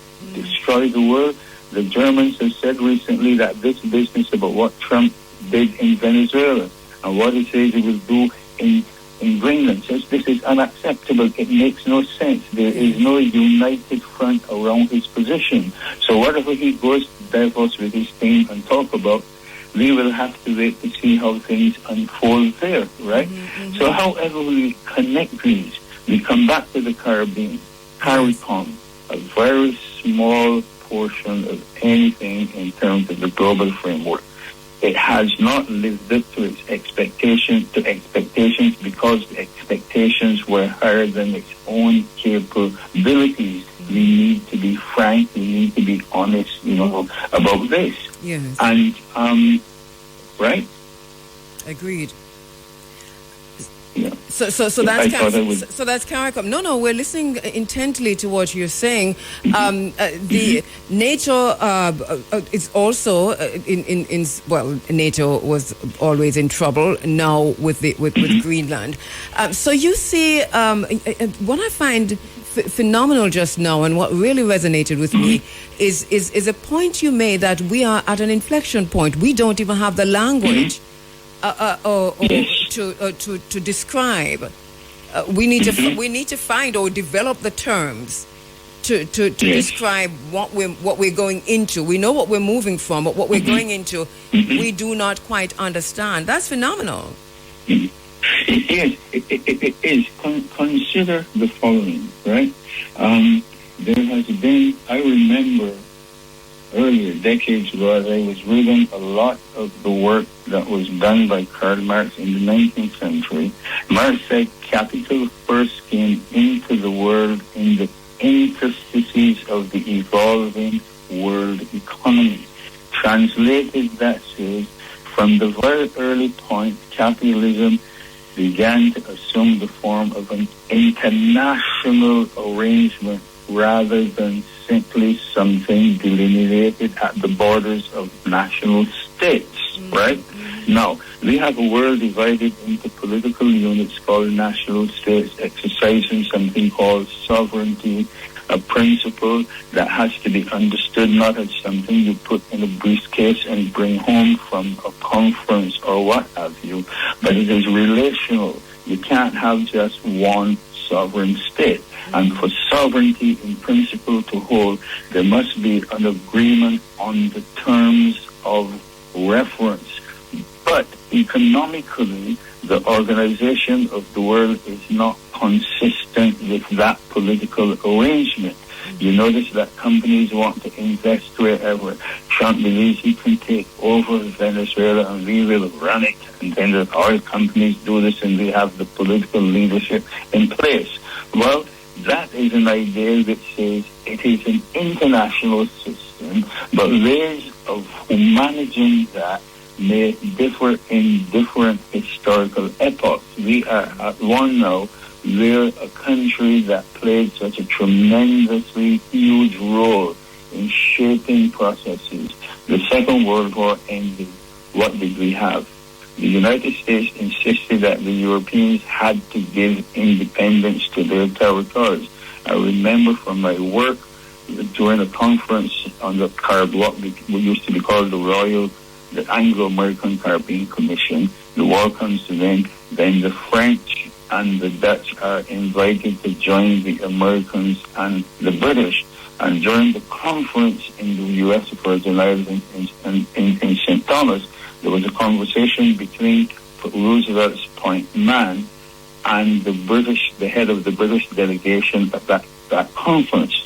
And the British delegate began to talk about the benefits of imperialism and all the wonderful things it had done, and the American guy said, wait, hold it. I don't want to hear any of that from you.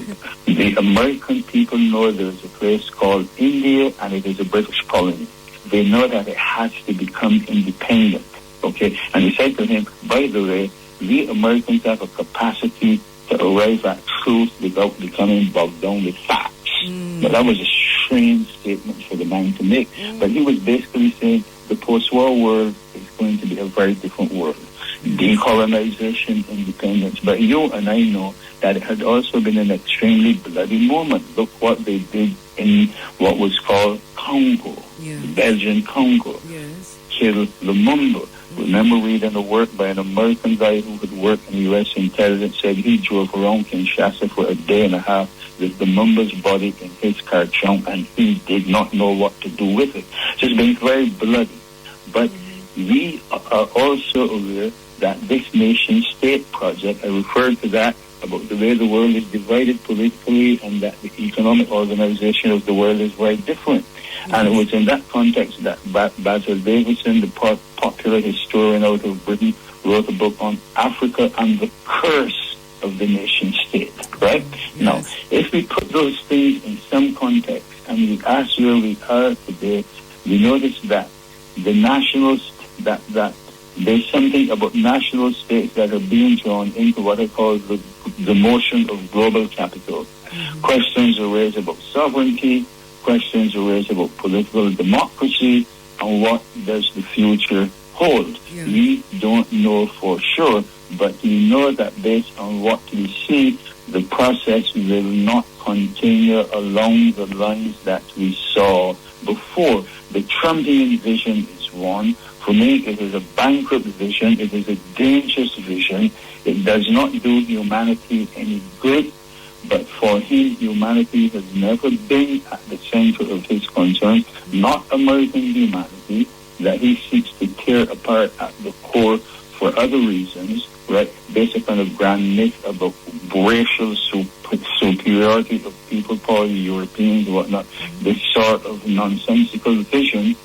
But it holds for some who interpret their way of being through the lens of biological race, which is a fiction.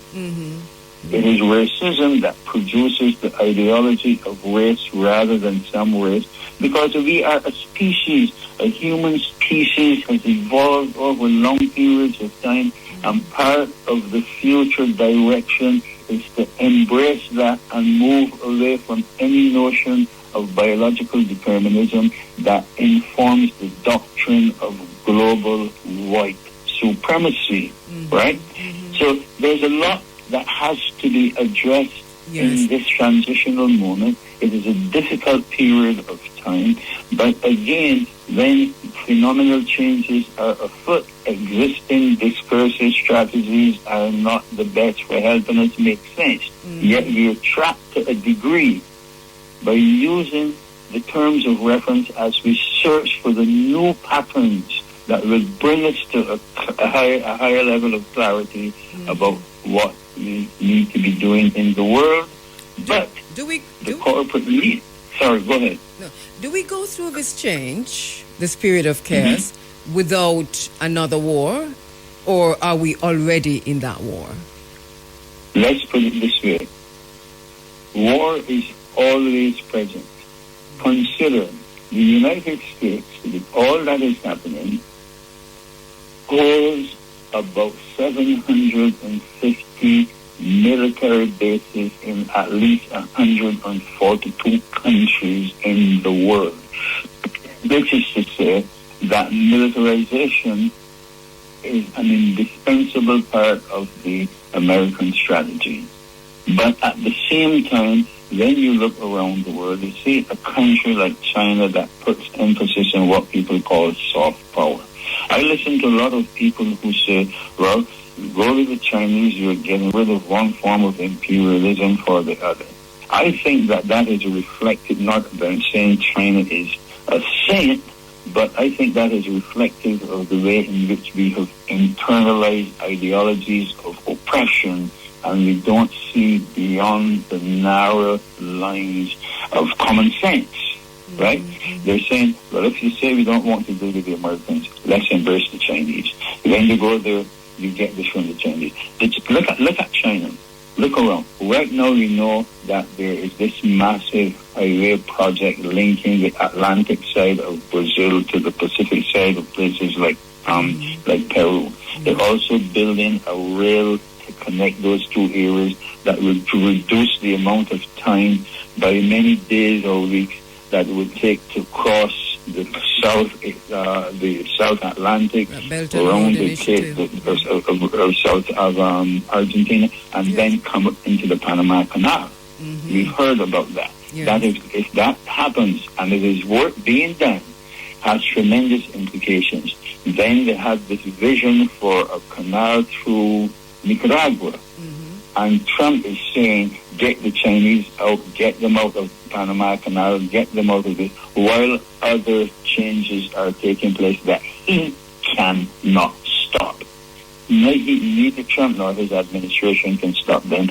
But with all the hype, we miss the view of the structural transformations that are taking place in South America, in Latin America much more broadly. And of course, we in the Caribbean are affected by all of this, buffeted by forces beyond their control. We are too small individually to do A or B.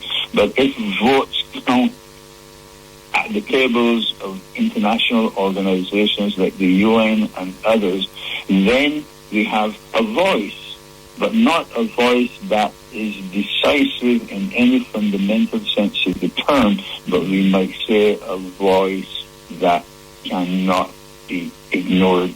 Their numbers count, but power is not equally distributed among so-called states in the world. We know that the economic and the political don't converge and end at the borders of countries. We are more deeply integrated, and in that sense, we can say that this could be a ground for some kind of hope, but we know that disturbance, crisis is a deep part of the global capitalist order. I want to pick up from there with you next, and I don't know if you're going to be available for next week, but whenever you're available, I'd like to pick up from there to talk about the structural changes, to talk about how these are impacting the Caribbean, to talk about the votes in these institutions, and those with veto powers are the ones who are at war with among themselves. What does that mean for small states like us? I'd like to pick up right there with you next time we speak, hopefully next week. Thank you so much. I will be available. Just let me know and I'll be available. All right, brilliant. Thank you so much for that. Thank you so much, Professor Hilburn Watson. Our pleasure having you on this morning. Thank you so much. Thank you very much. All right. That was Professor Hilburn Watson. What a talk. What a talk.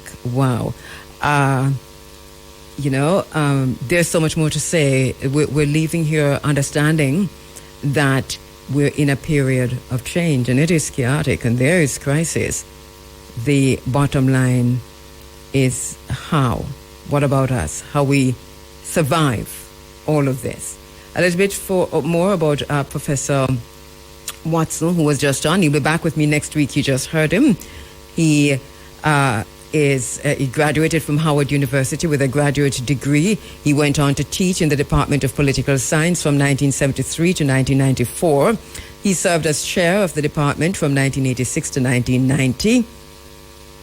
He was also acting chair of the Department of International Relations at Bucknell University from 2011 to 2012. For several years, he served as examiner in international relations for the Institute of International Relations at the University of the West Indies, St. Augustine, Trinidad. Until his retirement in 2013, Professor Watson taught the modern world system, theories of international relations, seminar in international relations, global restructuring, race, nation, state, and international relations, and international relations, Caribbean. He also published a book, Globalization, Sovereignty, and Citizenship in the Caribbean, and The Grenada Revolution, Reflections and Lessons, and so many more. He'll be back with us next week. Thank you so much again, Professor Watson. Issues that we're trying to understand, geopolitical issues.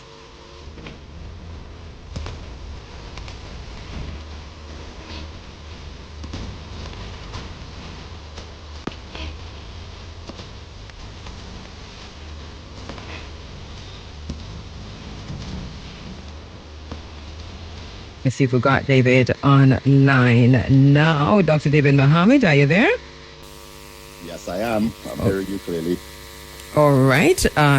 We're hearing you good too, so we're good. We have just a few minutes. I'm so sorry. It's 9:37. Yes, I understand. Yes. Are you in Trinidad? Yes, I am in Trinidad now. Just came back from Antigua. Oh, that's interesting. Let's start there, because as we look at these geopolitical issues that we find ourselves smack in the middle of, Antigua and Barbuda and Dominica are reeling from some punishment, if you will, from the United States government, possibly, and it seems to me because initially of their stance on the Venezuela, the Armada in the Caribbean waters, and ultimately the attack on Venezuela. What can you tell us about this? Well, I understand that view, and I also understand it's been a fairly widely circulated position. But my understanding is also that the government of Antigua don't necessarily endorse that. Apparently, the claim on the ground is that the restriction was more due to administrative issues in terms of procedures and technologies compatible with that of the United States Embassy arrangements. Again, I can't say that for a fact, but what I do know is that that position is not necessarily endorsed by the government. I know. As a matter of fact, we reported on it here because, actually, we saw the position initially. We knew that something was going to happen in terms of punishment. We predicted that it would happen, and it happened. But then we saw the response from Antigua and how angry they were, what the leadership was in terms of even what CARICOM's, in what they call CARICOM's interference. In what they termed a bilateral matter. I think there's some diplomacy involved in that. But so you said they're taking it on the chin? It sounds as if you're saying they're... Yeah, it also sounds like the issue will be resolved soon. Mm-hmm. That it's just a temporary matter. But then again, with America at this stage, you don't know. I mean, I was fortunate to have a sit-down meeting with the Prime Minister in his office. And in the spirit of my leader, the Honorable Minister Louis Farrakhan, I also met with Mr. Alistair Thomas, who challenged the Prime Minister and did reasonably well. I think he got about 86% of the vote. That was in his specific constituency. Yes. So, we always look towards the balance there. But, we're seeing a whole lot of spite coming out from the United States administration. And it's very, look, take, for example, the other day, we already know statistically that there's a mass shooting in the United States on average almost every single day. And over 95% of the times, it's a white male American. But a month or so back, one of these similar shootings took place by a Afghanistan national. I think he had dual citizenship with America.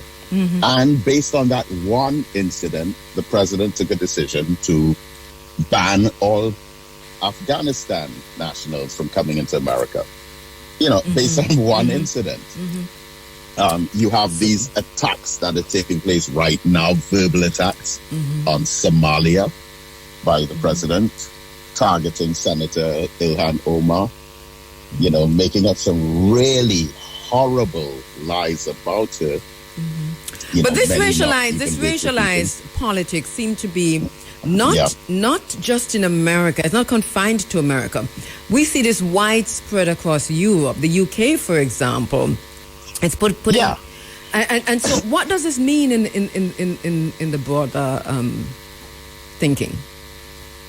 Well, a lot of it is what you would call reactionary. There is, out of the 7 new forms of racism, so we have the traditional 7 forms of racism, like bigotry, intolerance, xenophobia, prejudice, stratification, segregation, institutionalized racism. But now we have 7 new forms of racism, which include concepts such as nativism, Islamophobia, a new kind of politicized white supremacy. And included in that is what is called the neo-reactionary movement, which would have started with the election of President Barack Obama as President of the United States. Now, because, the optics of it are great, that you have a black man who became the President of the United States of America. On the surface, it suggests that, there's unity and harmony and the togetherness of everyone living together, etc. But with Obama becoming the president, you now have a new kind of rekindled white anger in response, and also a caution that is rooted in suspicion of what could happen if a black person has power over, for example, the police and the military. And so we have things like the great replacement theory. But how does that extend to Europe, to the European Union, to the exactly. UK?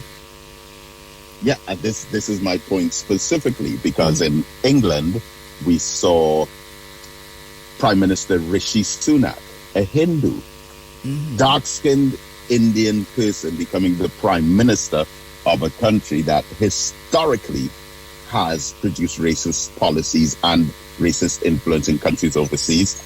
And because of the swelling African populations in many of these Western European countries, you have, again, these far-right movements rising up in response. So you have... But you have a Kimi Badenoch. Far-right. Or Badenoch, I mean. Sorry? But you have a Kimi Badenoch. Yeah, Kimi Badenoch, right. Our sister. She's the leader of the opposition of the party of Margaret Thatcher, Boris Johnson, and Winston Churchill. But the Conservative Party in England is losing a lot of support to Nigel Farage, which is more of a racialized politics. Yeah, again, the yes. right, very racialized, very anti-immigration based. But in Italy, for the first time since World War II, you have a fascist government under Giorgia Meloni. In France, you almost had the election of Marine Le Pen. As a matter of fact, if it was a different voting system, she would have been Prime Minister of France. They have a runoff system where all the candidates run. She got the most votes, which under our system, she would have been Prime Minister. But with a runoff system, you eliminate the first round of lower achieving candidates, and then you put back in the pool the higher achieving ones, and then the vote splits again incrementally as you go down, and that's how she lost. But in the first round, she got the most votes. Even in places like Hungary and all of these countries that have these far-right movements that might not be in power as yet, but are very influential in the societies. So do you see these far-right leaders ultimately coming to power? And I'm asking you to predict, I think, to look down the line on the backside of whatever we're going through now, this change that we're experiencing, this global reset. Yes and no. On terms of growing influence and trending, you might think, well, based on poll responses and surveys, that they're developing a growing influence, which is an indicator of possible success for them in the future. However, on the other side of that is the fact that you have natural demographics where African and Islamic populations are increasing very rapidly in just about all European societies. So naturally, you will have a surplus of persons, even without the promotion of any ideology. And there's a war, but there's a war in Islam now. And as a Muslim, I mean, your own thinking on that, and how does the Nation of Islam reconcile it? There is really a serious war on Islam. We're seeing it in the US, we're seeing it in the UK, and of course we're seeing it in the rest of the European Union. It is not something that is hidden at all. Yes. But again, that is something that is being combated with the natural flow of demography. Because just the growth of the Muslim populations in all of these places, like New York just had their first Muslim mayor. Right now, London, England, which is not just the capital of the United Kingdom, but arguably the most influential capital of the entire Western Europe, is ran by a Muslim, Sadiq Khan. You had the first minister, well, what we would call prime minister, but under their system, first minister of Scotland. So are you saying that it is there is a Yusuf. You understand? Are you saying you understand why the war is on because of the growing demographic population growth, or are you saying that it is warranted? I'm not quite sure. The war. Okay, so the growth of Muslim populations in all of these countries would naturally combat this war against Islam. I see what you mean. Islam okay. Yeah, Islamophobia, phobia, Islam, the faith, the way of life, the tradition, phobia meaning fear of. And because of the kind of stereotyping, profiling, and sensationalized misinformation about Islam as a religion, you tend to hear responses from persons who attend these protests saying things like, well, we don't want our community to be turned into some place where they execute people on the streets or where they plant bombs. And so they say things that are rooted in ignorance. We find people the like... more and more you find these achievers, the more that kind of thinking is dispelled. We find oh, sorry, that's my phone, and I don't even know how to get it off. That's a thing. I'm so sorry. Yeah, we're finding... Oh, goodness. We're finding two things happening with somebody like Elon Musk, which is that he is now... Oh, I don't know what to do. This is... I'm so sorry, David. Right. No, I'm not even hearing that. Right. Right. So we see somebody like Elon Musk who's fighting on two fronts, fighting against... people of color on two fronts. So he's fighting against Islam, and he's using his powerful media platform to do that, X and everything else that he's got, Starlink to boot.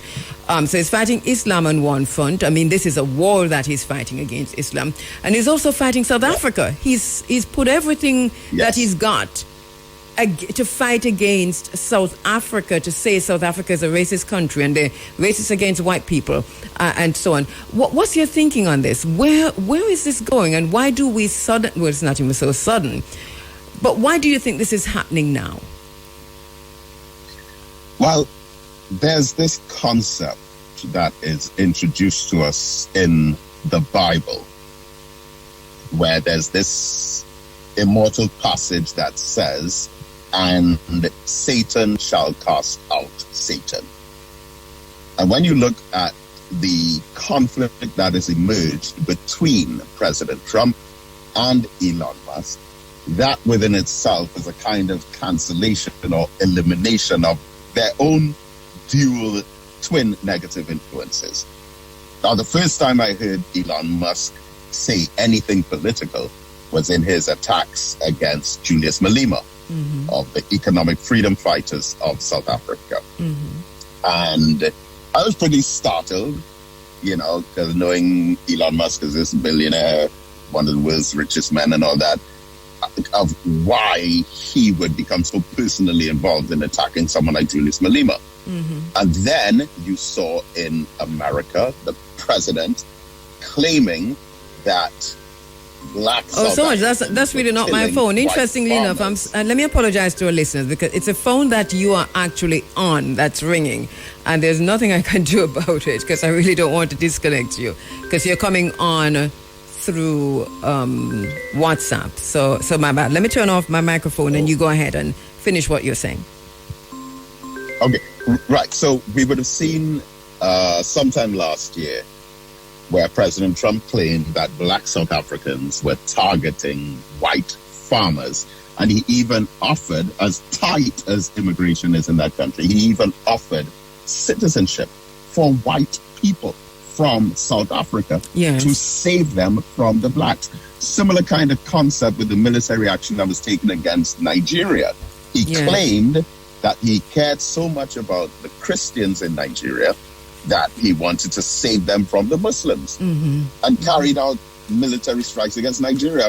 It's very unfortunate to me how that was not covered as widely as it should have been, especially in a part of the world like the Caribbean, where probably the largest part of us come from Nigeria by heritage. Well, I think it goes, David, to the very same place where there is the very same muted response to Venezuela.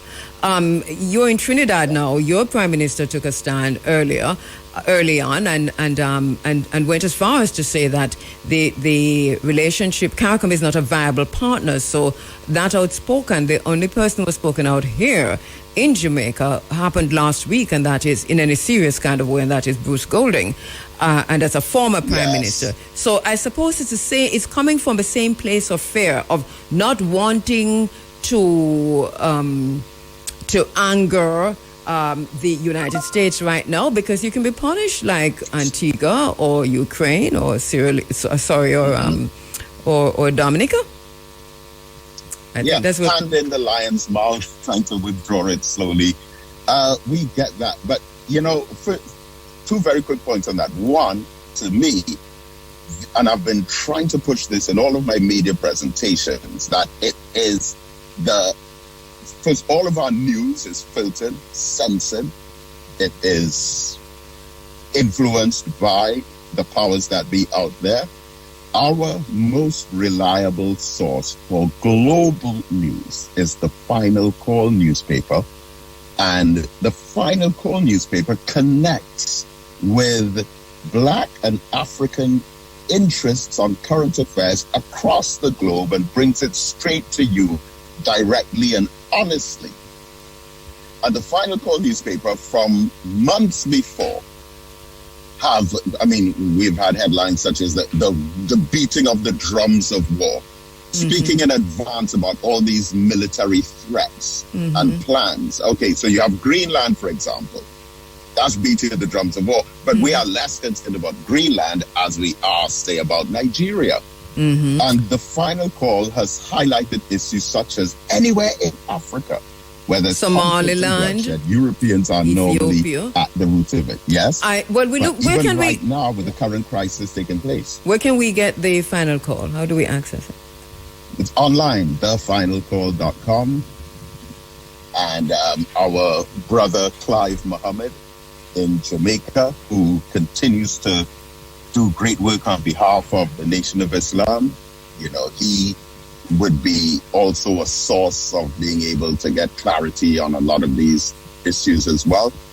And there are ongoing crisis situations like the Congo crisis, Sudan, which is linked to Europeans. King Leopold II and the legacy that he left. The Sudan, which is pushing a narrative that the Nation of Islam has challenged after sending a fact-finding mission convoy over there and what's that narrative? The narrative of so the global narrative tends to be that in the Sudan, Arabs are killing Africans. Now, if you as an African hear that in a place like Jamaica or Trinidad or Barbados or Guyana, it sounds horrifying. But those people that they're referring to as Arabs are other Africans of a different ethnic strand. Because if those same people in the Sudan, whom they're calling Africans, like John Durant, who they're calling Arabs, if they would go to Arabia, they would be victims of the same racism as all of us as Africans. I think the point of departure is that the former Janjaweed RSF, or what we call them now, that's some of these people, and this is what we've been covering this for years, right, is that they themselves do not want to be referred to as Africans and identify as Arabs. So we found that out very early in the day. And that is not to say that we have to fall into that trap, because we see what we see. We have already fallen into the same trap. Right, because we are calling ourselves West Indians. Right. That's the point. Different types of terminologies. Exactly. When we are Africans, it's the same kind of brainwashing that many of them were subjected to. It is. So when the Nation of Islam fact-finding group went over there and determined, but wait a minute, it's just another divide and rule, divide and conquer trick. That's right. Going back to another very important story that we must share with our youth, and I've been pushing it very much recently. I'm speaking on it in Antigua over the last few days. The issue of Biafra, the state of Biafra, where for 3 years, from 1967 to 1970, a separate republic was established in Nigeria. 2 million Africans died through fratricide, brother killing brother, with weapons that were coming in from America, Europe, and Israel. That is usually the story. So anytime Africans are killing Africans, the blood, our blood, is used to write the story when it was shed and linked to European dominance and influence. Yes. All over North Africa, all of those Francophone or French-speaking states, you have the same pattern. I'm totally out of time, but the point is, these stories we can follow up on in the final call, which is available online, or from our brother Clive Mohammed. Good morning to the Nation of Islam on the island. Good morning, brother Clive. Thank you so much. You're just back from Antigua into Trinidad, and I'm sure that we'll talk with you soon. Yes, look forward to it, and all the best to you and all the listeners for 2026 and beyond. I look forward to being over there soon. Thank you so much, my brother. All right, Dr. David Mohammed, thank you so much for listening. Thank you so much for joining us on the program this morning. Thanks to former Prime Minister Bruce Golding. Thanks to Professor Watson, Professor Hilborn Watson. Thanks to David Mohammed. Thanks to you for listening and for participating however you did this morning. Well, it was my pleasure keeping company with you. The Big A comes in at 10 o'clock. Well, he's here already. Early as usual. Look at most 15 minutes earlier this morning, but I plan it with Bruce Golding. And I decided, he want me to talk to you the other day. I could tell you, but I never tell you. Come and say, I feel just teeth it. Like, when I walk in, you'd hear me talking to Bruce Golding, and you'd say, oh, no, man, Bruce, man, give him the extra 15 minutes. But Bruce said no, but he called earlier, and he texted to say that he could do an earlier time. So you're lucky. Subject to all of this. Yes, and I agonized over it, I say, because Mr. Golding said he could do the interview at 10. You understand that? 10 o'clock, So, anyway, thanks to Stephen Golding for helping to facilitate this interview this morning. And thank you, Big A, because you would have given me the 15 minutes.